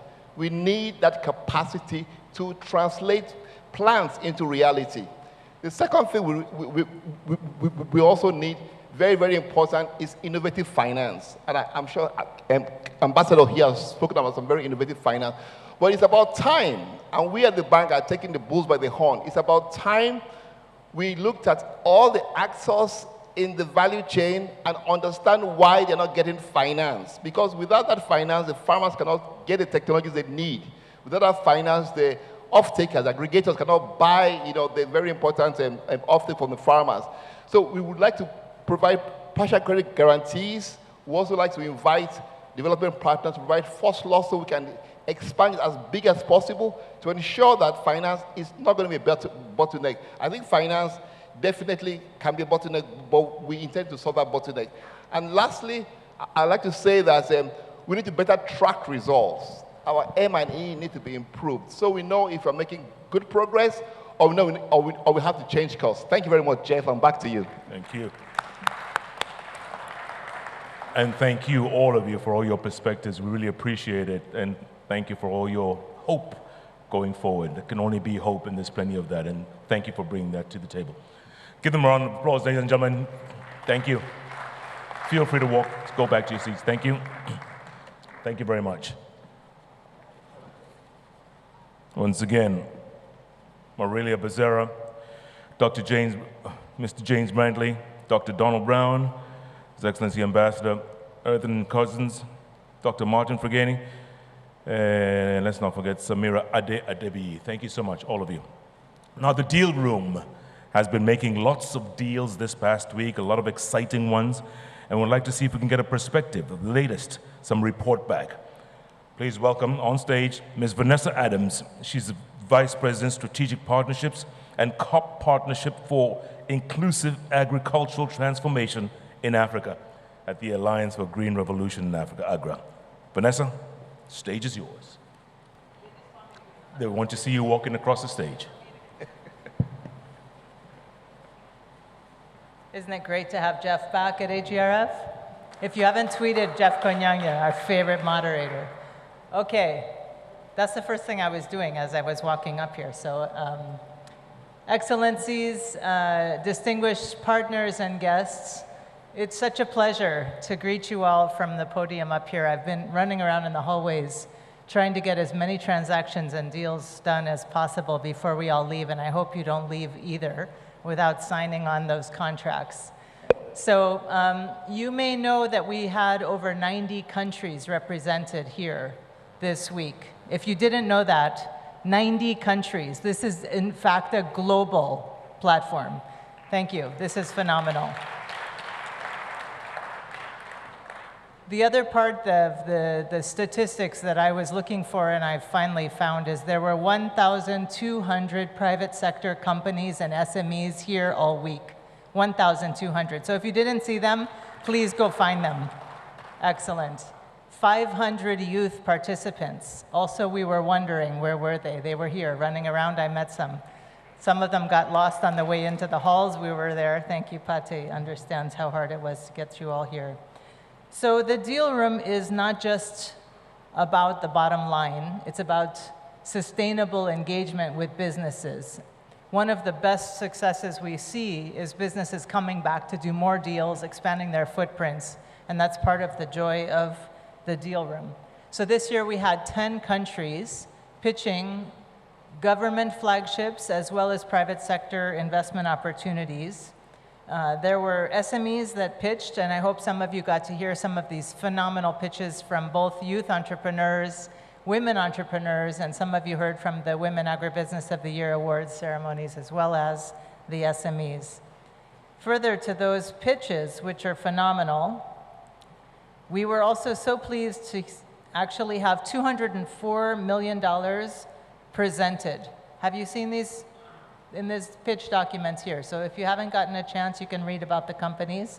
Some of you actually know them and have seen them here. $10 billion were presented by the 10 countries. $10 billion of investment opportunities. That's a great start, don't you think? Yes, clap for them. That includes the $1 billion BBT pitch by the government of Tanzania, and if you weren't there, I hope you do get to watch it and sign up. African Development Bank was one of those, with IFAD and World Bank making commitments, as well as my own board chair from AGRA, we appreciated, committing to the Building for a Better Tomorrow from Tanzania's pitch. Again, there is $127 million pipeline on the table, so if you've got some money burning in your pocket, I hope you're making commitments as we walk out the door. Another 45 investors have been present all week, and those are just investors, not counting the companies who are investing every day on the landscape. So again, it's a phenomenal part of what we see and do and are so excited over the last 5 years to see increasing every year. The Deal Room also has launched a knowledge platform, and part of that knowledge platform has continued to be looking into the plight of SMEs. It's not easy being a small business. It's not easy growing those businesses and sustaining them. This year we surveyed 1,600 SMEs across Africa, and particularly in 3 countries, including Tanzania, Nigeria, and Zambia, to see what is the effect of the triple crisis on those SMEs. And you can imagine it's been extremely difficult for them to stay the course, to find financing, to pivot their businesses, and continue to grow. And yet we expect so much from them. They should be employing more people, employing youth, and providing healthy food from farm to market, as we know. So we hope that throughout this process, you've had an opportunity to learn, to share, to grow, benefit from the Deal Room, which is still going strong as we speak. And to conclude, I would like to invite you all because I know this is Africa. You can multitask, right? So if you haven't had a chance to scan through, screen, tweet, encourage your local businesses, buy locally, and I want to really appreciate Her Excellency President Samia for giving us the gift of local products last night at the gala dinner. Namaste Ganalan, merci beaucoup, asante sana.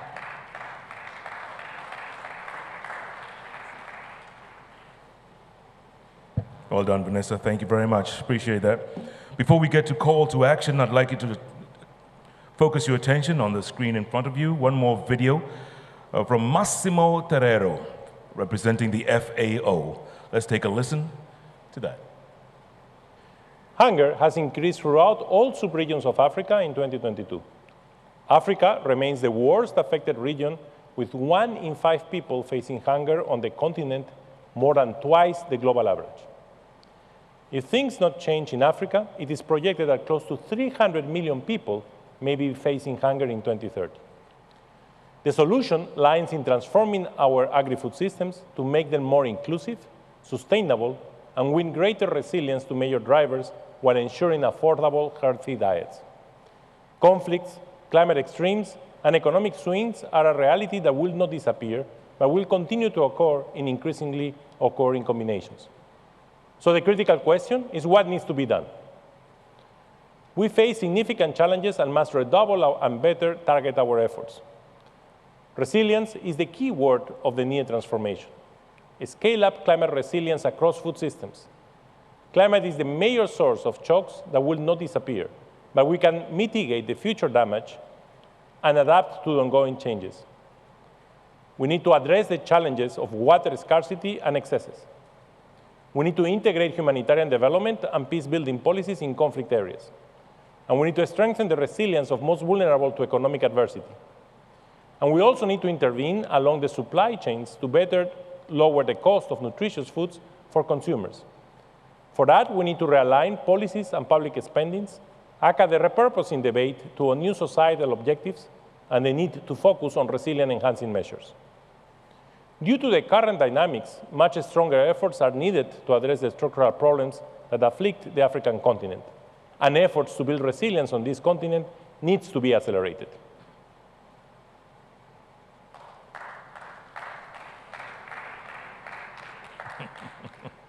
Thanks for that, Pathy. Okay, moving right along, I'd like to call on stage to talk about the synthesis of the Africa Green Revolution Forum 2023. First up, Mr. Amath Pate Sene. He's the Managing Director, Africa Food Systems Forum, AGRF. Welcome. Thank you very much, Jeff. Wow, what a great week, and thank you all for being here. Last March, we convened here at the launch of AGRF at the State House. We committed to deliver the best AGRF ever. This week and today, I think we delivered. And thank you all, and a round of applause for everyone. So this is possible because of people who are here the entire month, this month, the past month. It's also possible because of the leadership of the United Republic of Tanzania, the President, Mama Samia, the Minister Bashe, Minister Ulega, the other ministers, but also the entire local organizing committee. My team, the AGRF Secretariat, and the whole AGRA team and partners around us. So I would like to take, just before getting to the communique, to thank them all. And this is also a community of practice. We were all together to make this happen. Thank you all on behalf of AGRF, on behalf of Africa, and we will continue. This is just the beginning.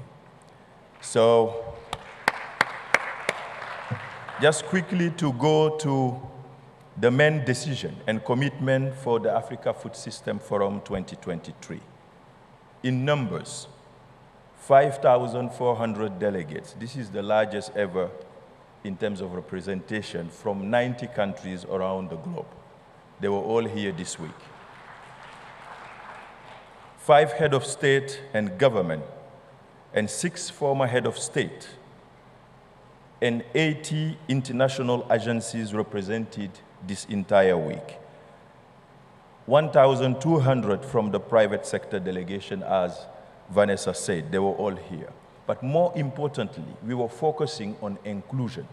We've been deliberate and intentional to put youth and women at the center. In terms of statistics, 57% of the participants were women. And this is also the year to recognize the inclusivity, youth and women. And you can see also, in terms of infrastructure, a youth dome dedicated to youth. In all panels, we try to make sure that we have also the voice of a young person expressing the needs and the needs the Africa wants. Thank you all. In terms of transitioning, many ministries were represented, not only agriculture, trade, health, nutrition, gender, and this shows also that we are transitioning from the logo of AGRF to the Africa Food System. Next year, you may not see any more AGRF. We want to go beyond agriculture. It's bigger than agriculture. It's the food we eat, and many people are along that food system value chain. They were all represented here, and thank you all for coming. 41 sessions for these 4-5 days, and more than 500 speakers, different roles, 800 speakers around the different other sessions, and 140 journalists. The theme of this year was Recover, Regenerate, and Act. I think everywhere we were talking about solution, problems we know, problem we've assessed, but people were more focused on solution. And during this week, there were a lot of Africa solution to our problem, to food system transformation. We did welcome also all solutions coming across the world, the community of knowledge, everywhere where it is happening for the humanity. And if Africa is well, the world is well. So this 13th summit provided a platform to reflect a coordinated large scale of action, leading thinkers, policymakers, innovators, business. So we went to the best practice, ideas, we pushed the bar, we challenge ourselves, and it has to be like this because we are in a challenge war of climate change, of conflict, of also different disasters happening. But here, just coming to the outcome, and thank to Her Excellency Samia Suluhu Hassan, President of the United Republic of Tanzania, and all sponsors, more than 56, and the largest were also local partners from the United Republic of Tanzania. This is amazing to have local partners coming and supporting also the government. In summary, so the outcome of this one, this was a moment to define, we reset the political agenda. We heard from the ministers. We heard also messages going to the COP. We are always reimagining, resetting our political agenda to make it the best for those who are in needs. That was one of the main outcomes of this one. Solution. We've discussed a lot of solutions out there. Those young guys who have drones, solving problems, many other, and it was here the year to have solution to accelerate, scale up, and boost food system transformation on the continent. This one, I'm going to read it as it is written. It is borrowed from the Nairobi Declaration, which we have integrated into this communique. Redoubling our effort to boost agricultural yield through sustainable practices to enhance food security while minimizing negative environmental impact. This is one of the declarations coming from the Africa Climate Summit in Nairobi, which we are taking, and we understand that nothing can happen if we are not building a resilient continent to climate shocks, and we are ready also to move on it. The renewed political commitment will help us amplify the role of women and youth. It has to be translated into our plan, investment, and also all action we have. The fifth one is we've been assessing progress, and investment and commitment are still there, but still low. We need more. We need it from the private sector, we need it from the government, and we need it from all innovators. We all come together to make sure that public-private investment work for those who are in need, particularly the ones who are along the food system agri-value chain. So we've been adopting also political commitment to move the agenda through in investment on food production, but also market and trades. A lot of discussion. There is an Africa Free Continental Trade Market. We have policies. We need to make it happen. The continent can trade with the rest of the world, but need to also to trade between the different countries. Mobilization of financial instruments, particularly catalytic investment. Those investment concessional with innovative finance and climate finance to support the African continent agenda. This will come to supplement the agribusiness dual room which Vanessa was talking about. MSMEs are central to our economies, and we need to make sure that investments are reaching those small little businesses, I may even say the nano businesses, to become micro, to become meso, to become big. This is what we want, and it was part of these different commitments. In closing, the Africa Food System 2023 has been a landmark event, unifying us under the banner of transformation, regeneration, but also ACT. With collaboration, inclusivity, innovation, financing, we've been pushing this agenda to accelerate food system transformation on our beautiful continent, Africa, and also our beautiful young people and women. Asante sana, Tanzania, and welcome to Rwanda next year. And thank you again very much. Thank you.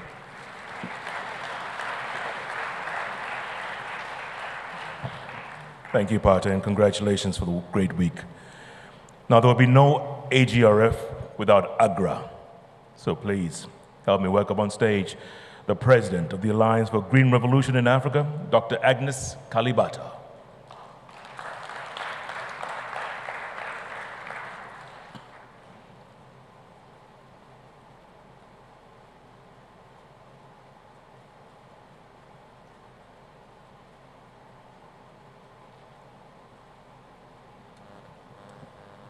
Morning, Your Excellency. Your Excellency, Deputy Prime Minister, Your Excellency, the Chair of the Agra Board, Excellencies, former heads of state, Honorable Ministers, thank you so much for being with us today as we end the AGRF. I want to make a correction, Jeff, and thank you for being with us as well. It's not true that there would be no AGRF without AGRA, but AGRA does a lot. We have 29 partners there on the wall there. If you want, you can take a screenshot and go through them. These are the people that make AGRF possible. Their contribution,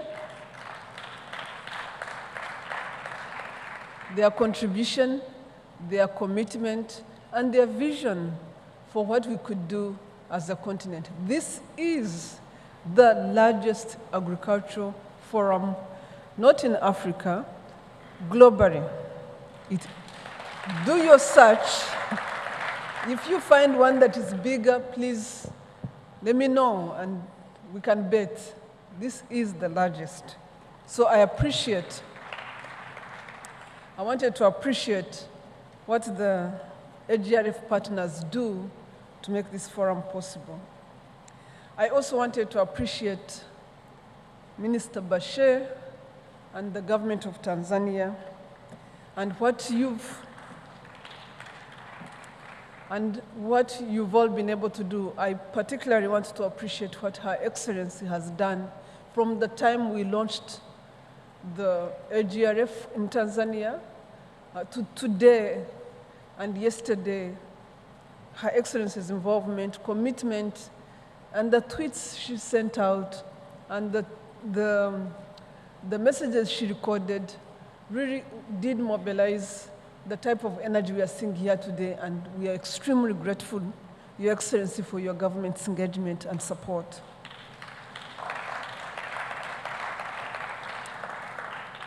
I want to really, really thank Pate and his team. Pate has worked so hard.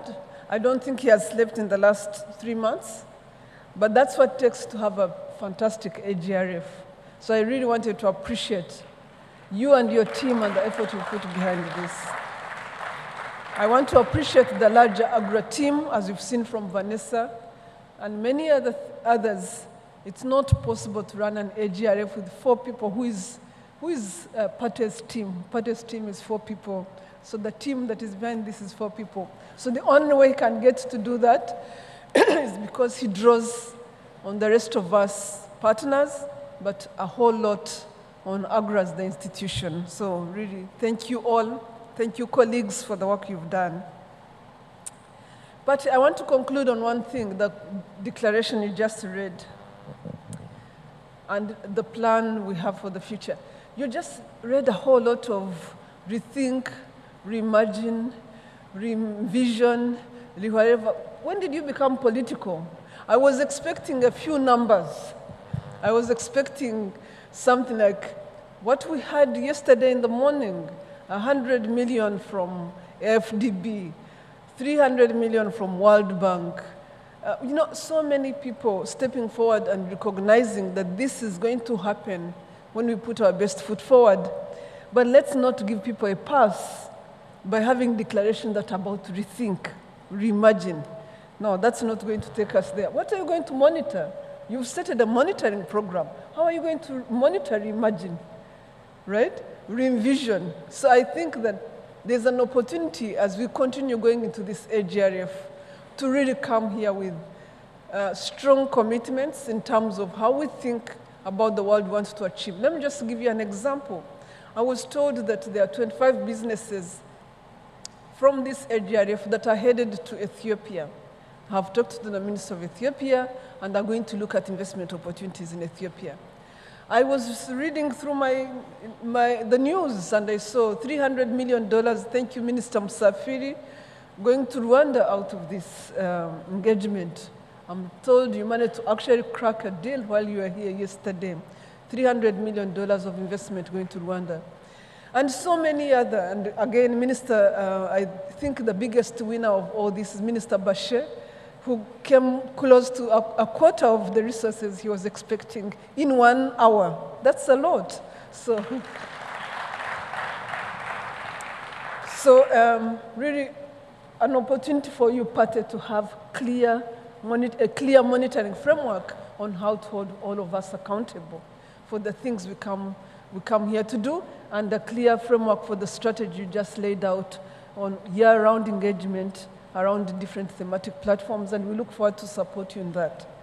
So let me not take a whole lot of time. I just wanted to really appreciate everyone that is here, all the SMEs that showed up, all the youth that showed up, and thank the United Arab Emirates for showing up in support of COP28, and all of you that have contributed to making this a success. We'll see you next year in Rwanda, and we just can only have this getting better, especially when Pate starts his monitoring framework. I can't wait to see what that looks like. Thank you again.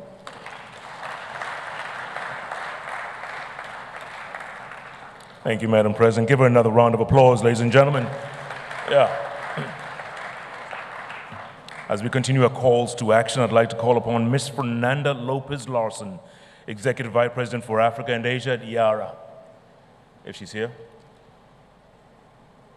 Oh, it's Mr. Oh, you're stepping in for, I was going to say, Miss Fernando, you look a little different.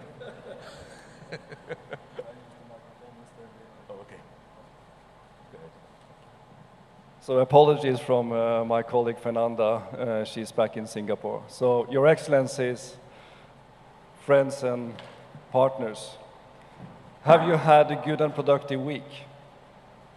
Come on. I think that, you know, I've been part of this journey from the start, and I think that thanks to the government of Tanzania, to the Forum Secretariat, and to AGRA, you've set a new standard. And I think, as Agnes said, this is not only on the continent, but also globally. We as foreign partners decided leading up to this week that we would focus and frame these discussions around recover, regenerate, act. And looking back on this week, I really find that that was the right theme for what we've done. And if you look at kind of recover, I think we all are challenged with climate change is biting harder.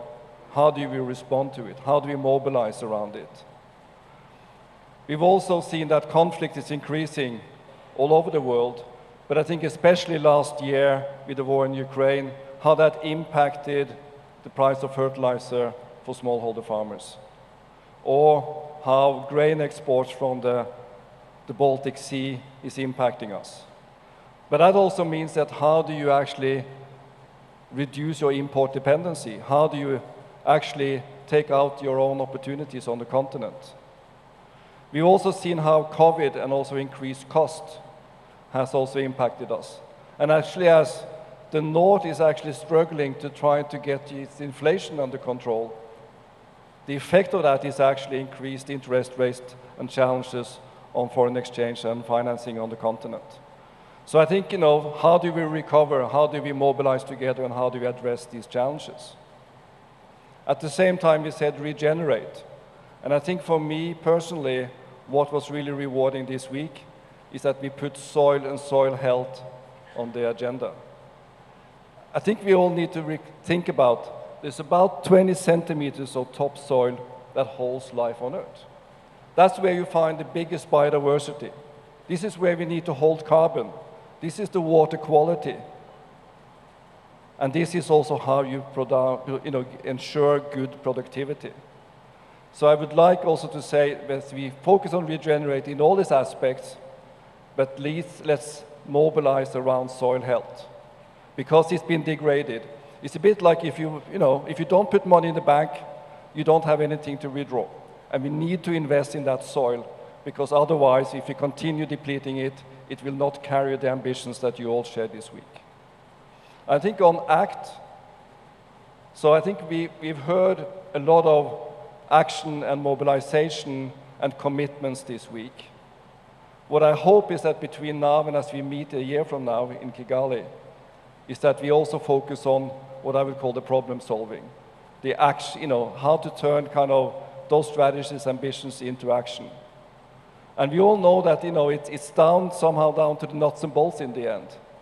And it will take all of us. So we need to avoid governments running with their programs, the private sector with their programs, the NGOs or the development partners. It is actually bringing us together, and I think this is the strength of the Africa Food Systems Forum, is bringing us all together. So I hope as we take this week with us, let's focus on the action and also focus on the problem solving and doing it together as we meet in Kigali next year. So thank you.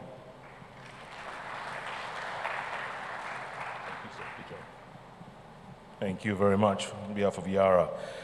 I'd like to call upon Honorable Abdullah Ulega, Minister of Livestock and Fisheries here in the United Republic of Tanzania, for his call to action. Sir. Makofi, Makofi.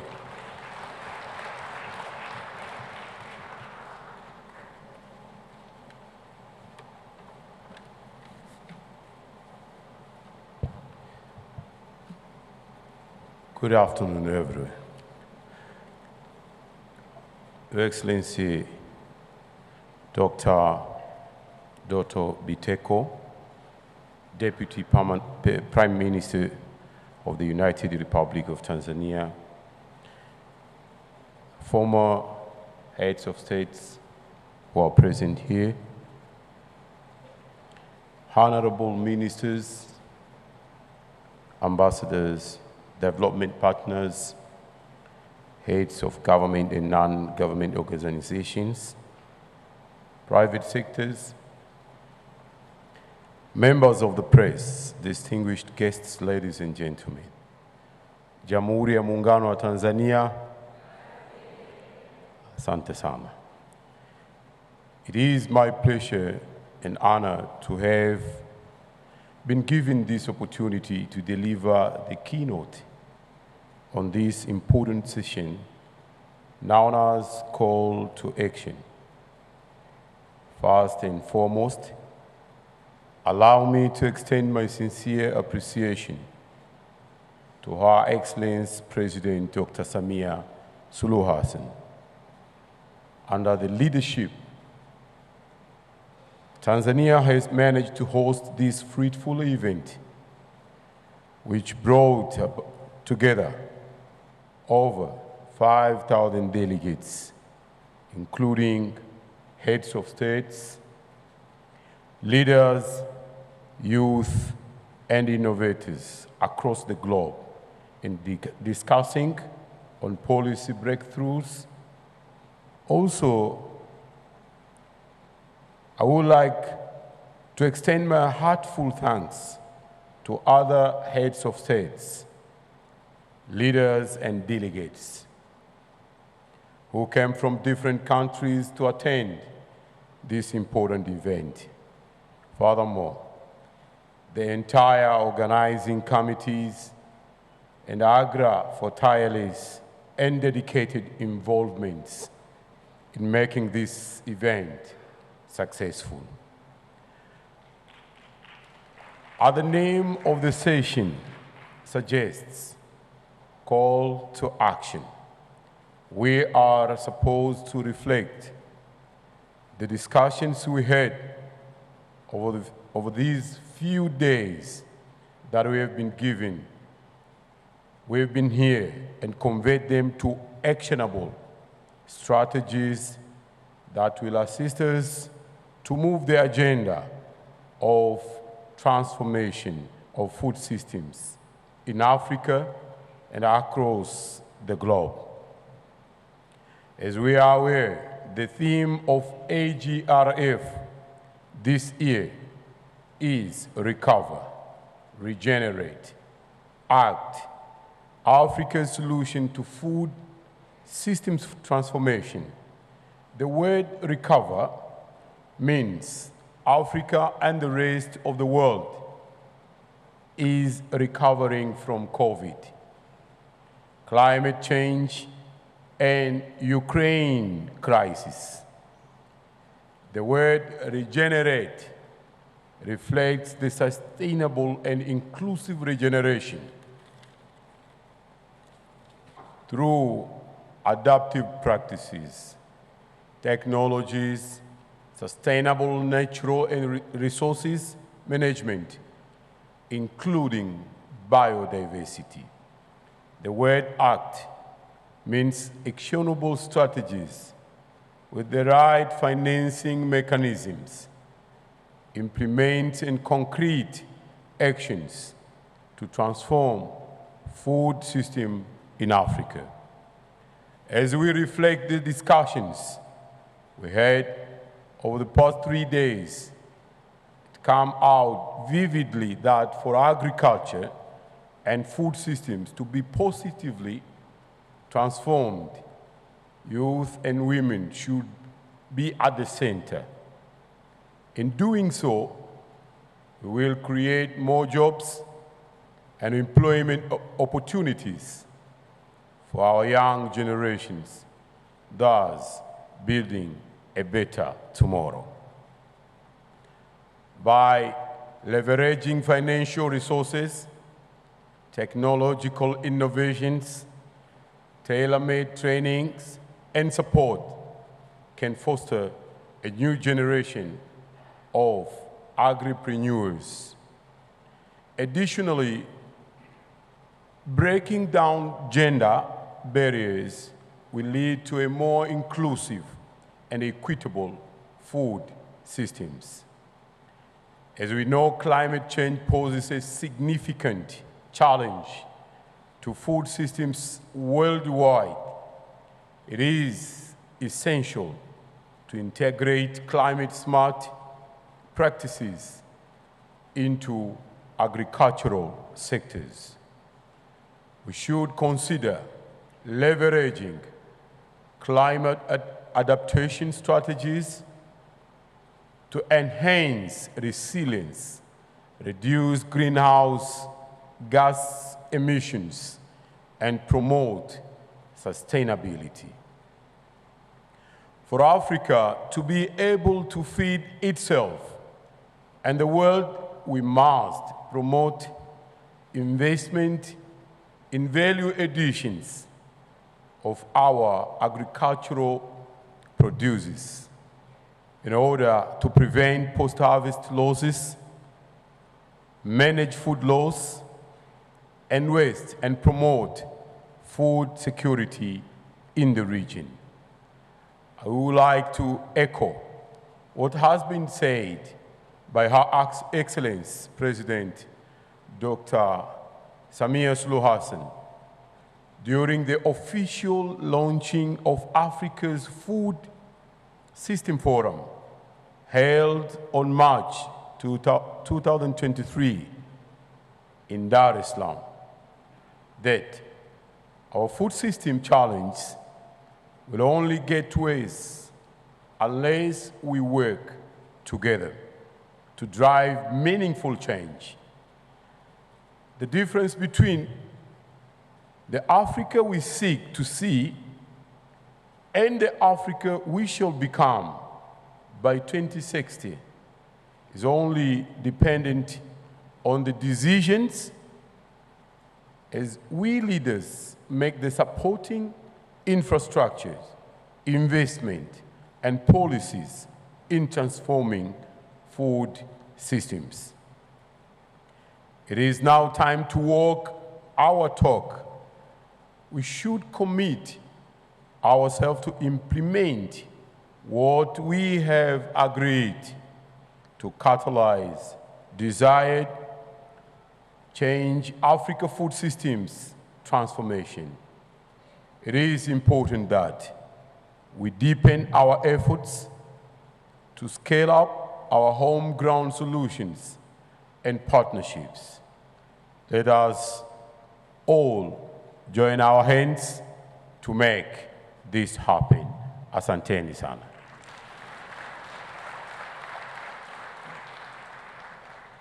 Thank you, Honorable Minister.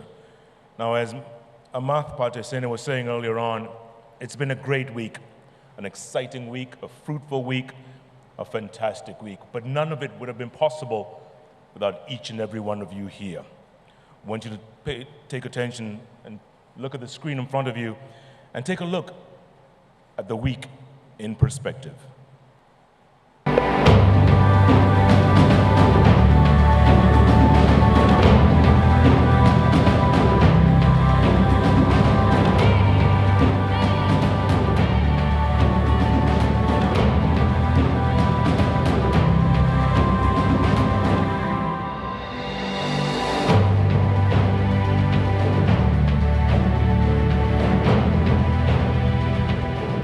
Today's gathering reflects the very committed leadership to driving food systems transformation in the continent.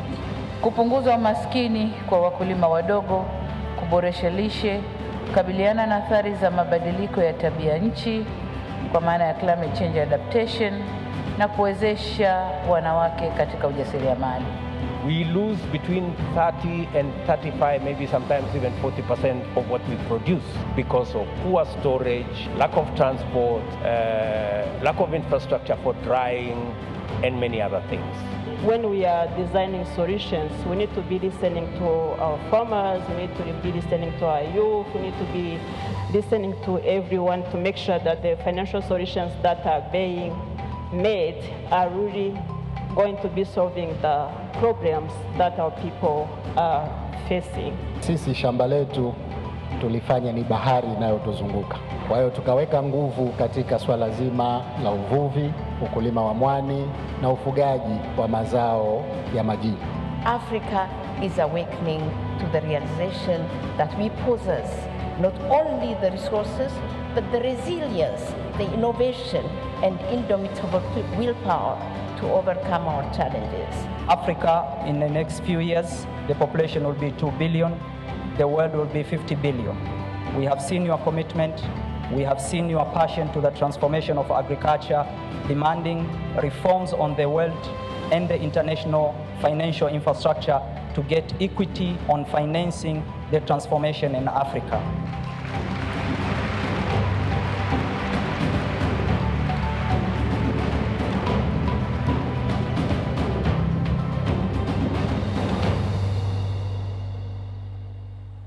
Oh, yeah. Greatly. Fantastically. Congratulations to all. Now to some closing remarks. I'd like to invite on stage my good friend, His Excellency Haile Mariam Desalegn, former Prime Minister of Ethiopia and Chairman of the AGRF Partners. Chair.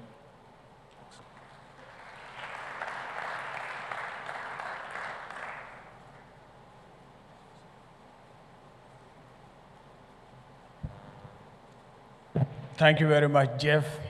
Jeff has commented last time that I said him our master of ceremony without calling his name as Jeff.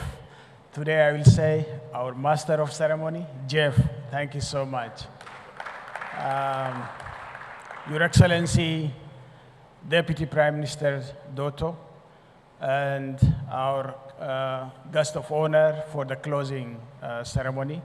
Thank you for gracing us being amongst us.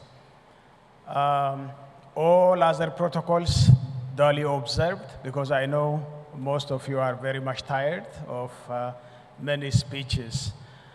On the behalf of the African Food Systems Forum partners, I would like to thank from the bottom of my heart the government and the people of United Republic of Tanzania for making this very important occasion to be a successful one.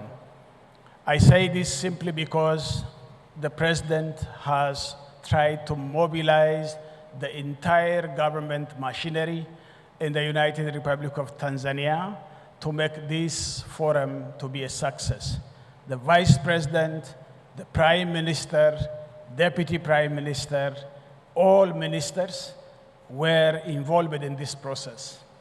And again, I would like to thank the two lead ministers, Minister Bashe and Minister Abdullah, for their tireless support, bringing about a very able organizing committee.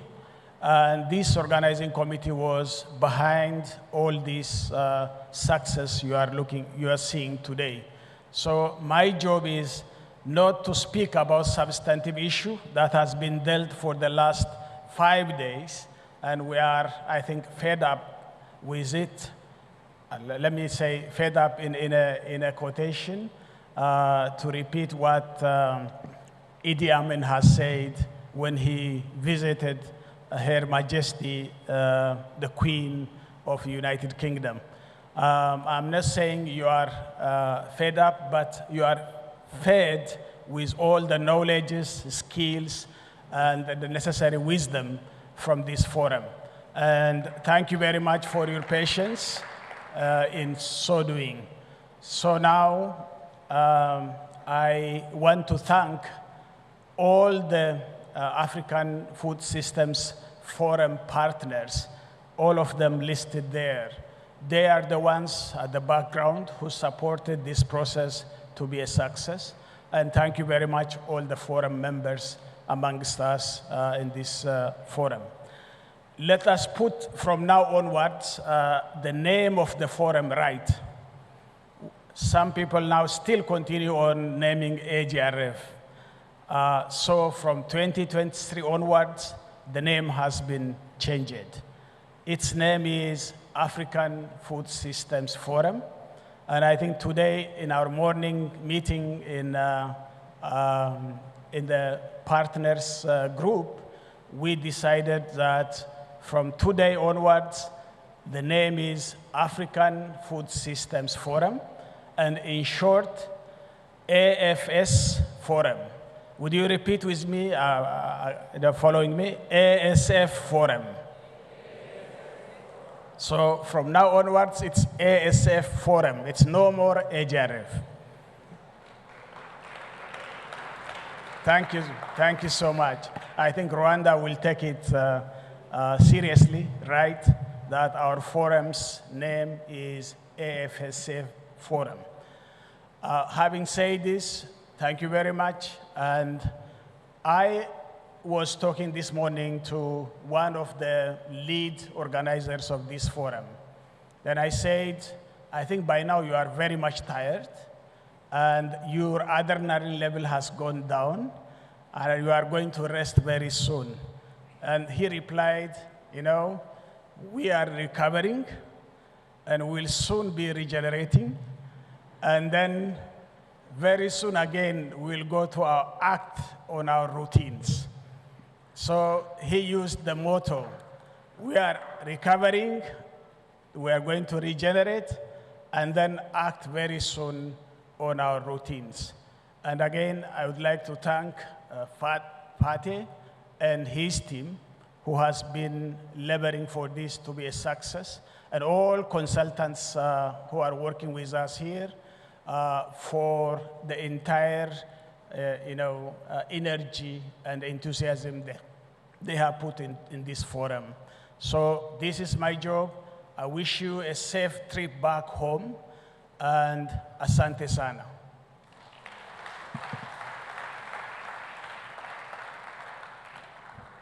Asante sana, Excellency. Thank you very much. AFS Forum from now on. All right, folks, we're almost getting to the end of this session. But before we do that, please join me in inviting Honorable Hussein Mohamed Bashe, the Minister of Agriculture for the United Republic of Tanzania, who will in turn invite our chief guest. So, Minister. Makofi kwake, makofi. Habari ya mchana. I'll speak in Swahili. I think msafiri ataelewa. Mheshimiwa Naibu Waziri Mkuu Dr. Doto Biteko, Mheshimiwa Waziri Mkuu mstaafu wa Ethiopia na mjumbe wa bodi ya ushauri ya Mheshimiwa Rais ya Kilimo na Chakula, mzee wetu Haile Mariam, Rais wa Agra, dada yetu Agnes, wageni waalikwa, wakulima, mabibi na mabwana. Naomba nitumie nafasi hii wakati namkaribisha mgeni rasmi kuwaambia Watanzania wenzangu mambo yafuatayo. La kwanza, tunawashukuru sana Agra.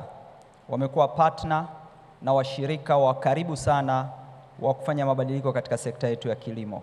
Asanteni sana. Thank you, Agnes. Nitumie nafasi hii kuwashukuru mawaziri wenzetu. Wamekuwepo hapa, mawaziri kutoka nchi za Afrika. Na katika mazungumzo yetu, Mheshimiwa mgeni rasmi, tumekubaliana na declare hapa kwamba Tanzania tutakuwa tayari kwa ushirikiano na Agra kuandaa kikao cha mawaziri wa kilimo wa Afrika ili tuwe na position ya msimamo wetu kwenye sekta ya kilimo, ni maeneo gani ya kipaumbele fedha za wadau wa maendeleo zinazokuja katika African continent ziwekezwe ili kuondoa umaskini wa watu wetu. Nimeongea leo asubuhi na Agnes na nadhani hili tutalifanya kupitia forum ya Agra na kitakuwa kikao kinachotuhusu sisi. La tatu, Mheshimiwa mgeni rasmi, pamoja na kupokea wageni na kufanya vitu vingine, Tanzania ilikuwa ina lengo moja kwa ajili ya kutafuta fedha za mradi ambao tunauita Legacy Program ya Food System Forum ya mwaka huu, kwamba tusiwe tu tumekutana, tumeongea matatizo, tumepeana mikakati, tumeondoka. Tulikubaliana kutafuta fedha.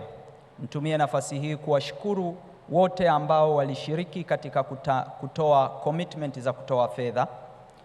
Na washukuru World Bank, Martin, sijui kama yupo, kaondoka Martin from World Bank. Thank you brother for your commitment.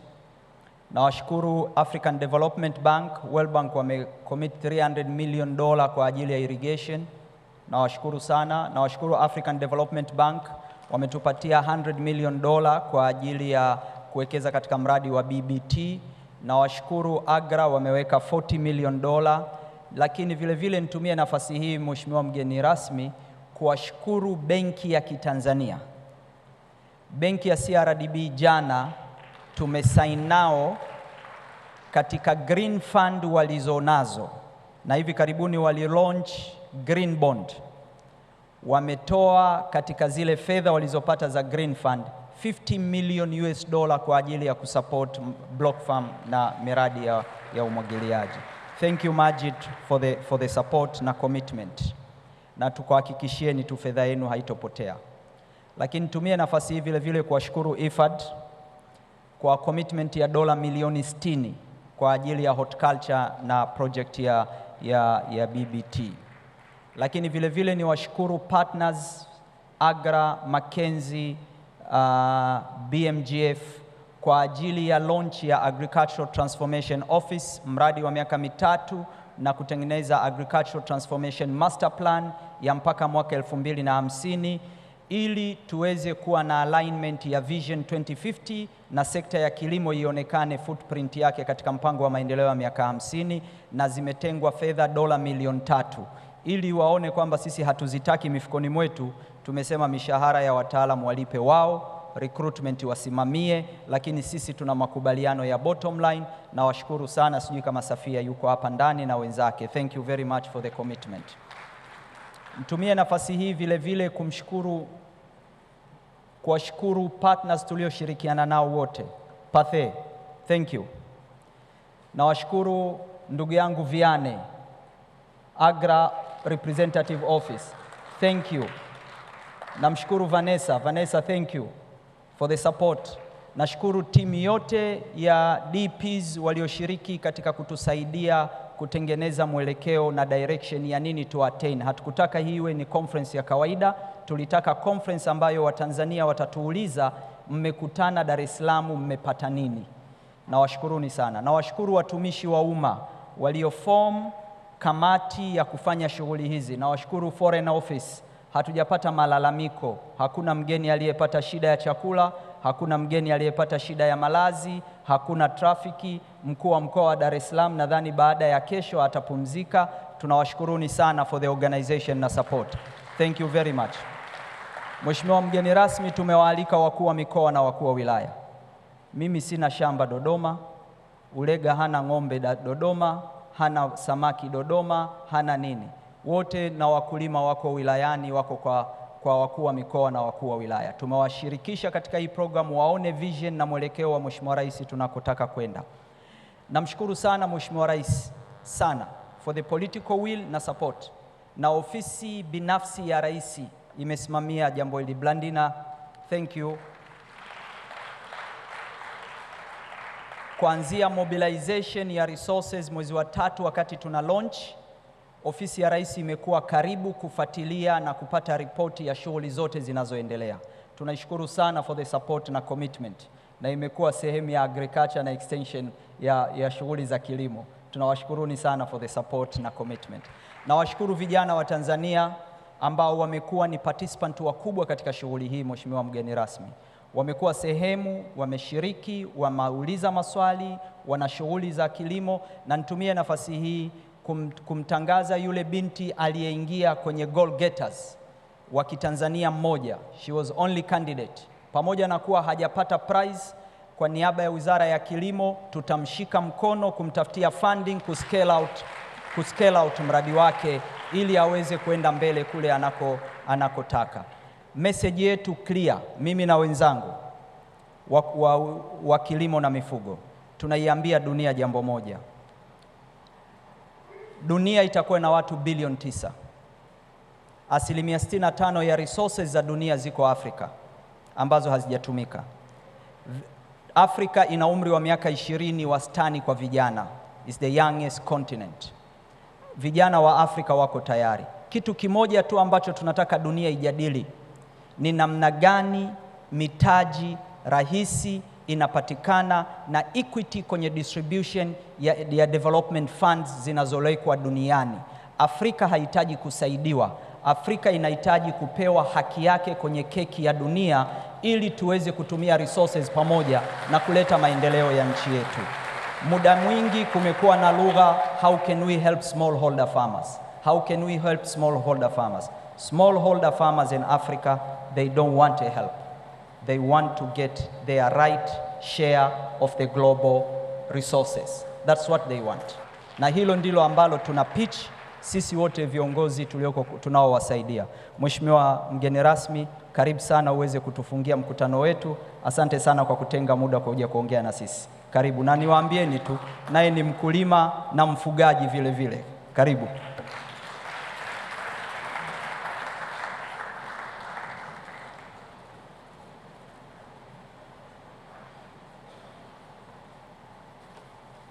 Tukae. Jamhuri ya Muungano wa Tanzania. Jamani, Jamhuri ya Muungano wa Tanzania. Moja ya udhaifu wa kutumwa kufanya kazi ya mkubwa wako ni kwamba unatakiwa ujenge uhalali wa kutumwa kesho. Na uhalali wa kutumwa kesho ni kutii maelekezo ya yule aliyekutuma kufanya kama alivyotaka. Sasa nimeangalia medium ya communication kwenye ukumbi huu ni Kiingereza, na Mheshimiwa Waziri Mkuu hotuba yake ni ya Kiingereza. Na mimi naogopa sana kubadili chochote katika yale aliyonituma kufanya ili kesho asije akatuma mtu mwingine. So mtanisamehe, nitasoma hotuba yake kwa Kiingereza kwa sababu nafanya kazi hii kwa niaba yake. Lakini kama kuna neno la mimi kusema, basi Mheshimiwa Waziri wa Kilimo ameyaeleza vizuri. The Chair of AGRA, Honorable Haile Mariam, President of AGRA, Dr. Agnes Kalibata, Honorable Ministers of Agriculture from Africa, ministers from various ministries in the United Republic of Tanzania, Honorable Mariam Ditopile, the chairperson of the Parliamentary Committee, representing the Parliament in this forum, development partners, World Bank, IFAD, FDA, high officials, government officials participating in this summit, members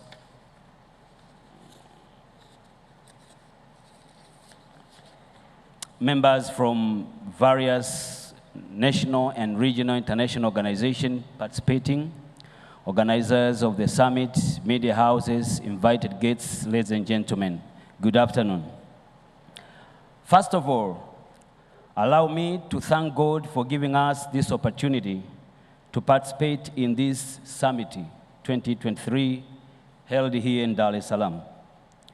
The summit was prefaced by a field visit and a pre-summit from 3rd and 4th of September 2023, followed by a summit from 5th to 8th of September 2023, covering many sides of events for creating and strengthening partnership for Africa food system.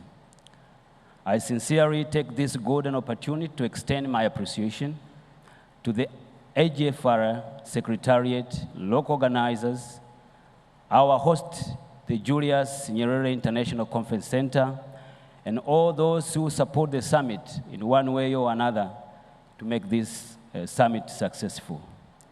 I understand how much it is involving, tiresome, to organize such a big event and accommodate people of diverse of culture, discipline, and experience, and at the same time striving to ensure the main objective of the summit is highly achieved.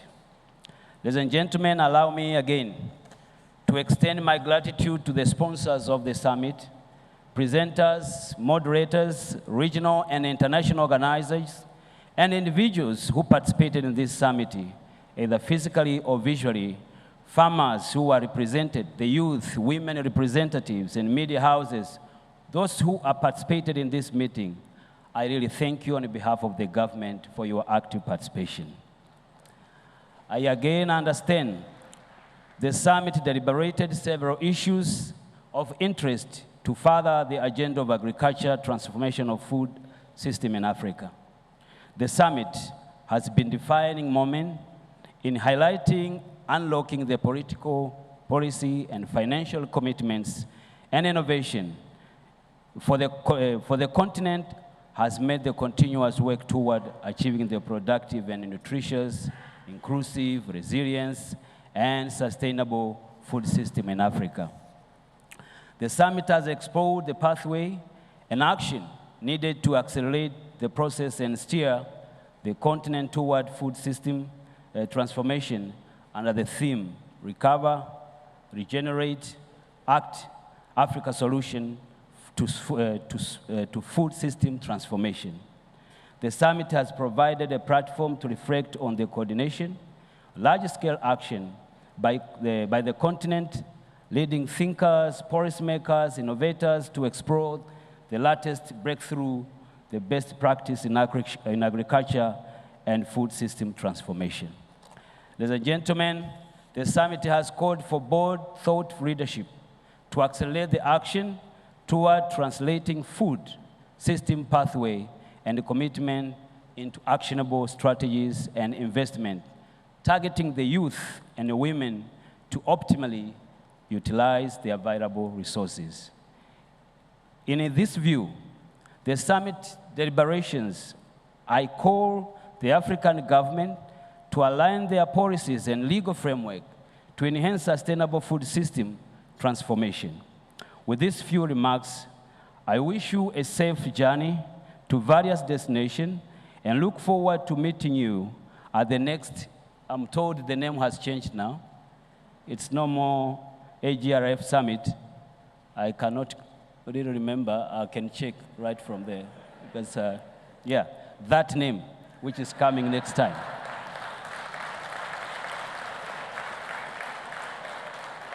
I believe the next forum is going to be equally vibrant and engaging for the members to participate. Dear participants, and because I have attended this forum for the last day, and I have seen what has gone through here, it would be very unfair leaving this stage, and I'm giving this stage to represent the Prime Minister, just to go away without giving my comment on what I have seen here. I don't want to do a recap because this is not my role today. You know, I've been brought here on behalf of the Prime Minister, and I'm acting at that capacity. But mindful, I'm equally a listener. Elena too. I have seen a lot that we are taking them into the government to further what you have discussed here so that we make them possible and practical. So rest assured, the President is in support, as you have seen from day one. She has dedicated her own office to participate alongside with the ministry. This is a clear indication that the President is in support to boost the agricultural sector. So feel free. Any day you wish to have another summit, please come to Dar es Salaam. Don't go anywhere else. Come to Dar es Salaam. You have seen us. You have seen our hospitality. You have seen how we organize things and make things possible. We make everyone possible here. So the Prime Minister told me, when you go there, there is a last paragraph, you must read it clearly. And I don't want to miss this. And this is the paragraph. I now declare that the Food System Summit 2023, held at JNICC here in Dar es Salaam, Tanzania, officially closed. Thank you for your kind attention.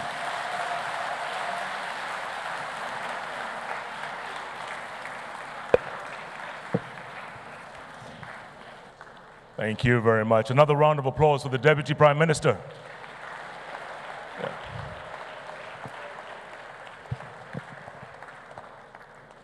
Speech was short and sweet, the way we like it. Thank you.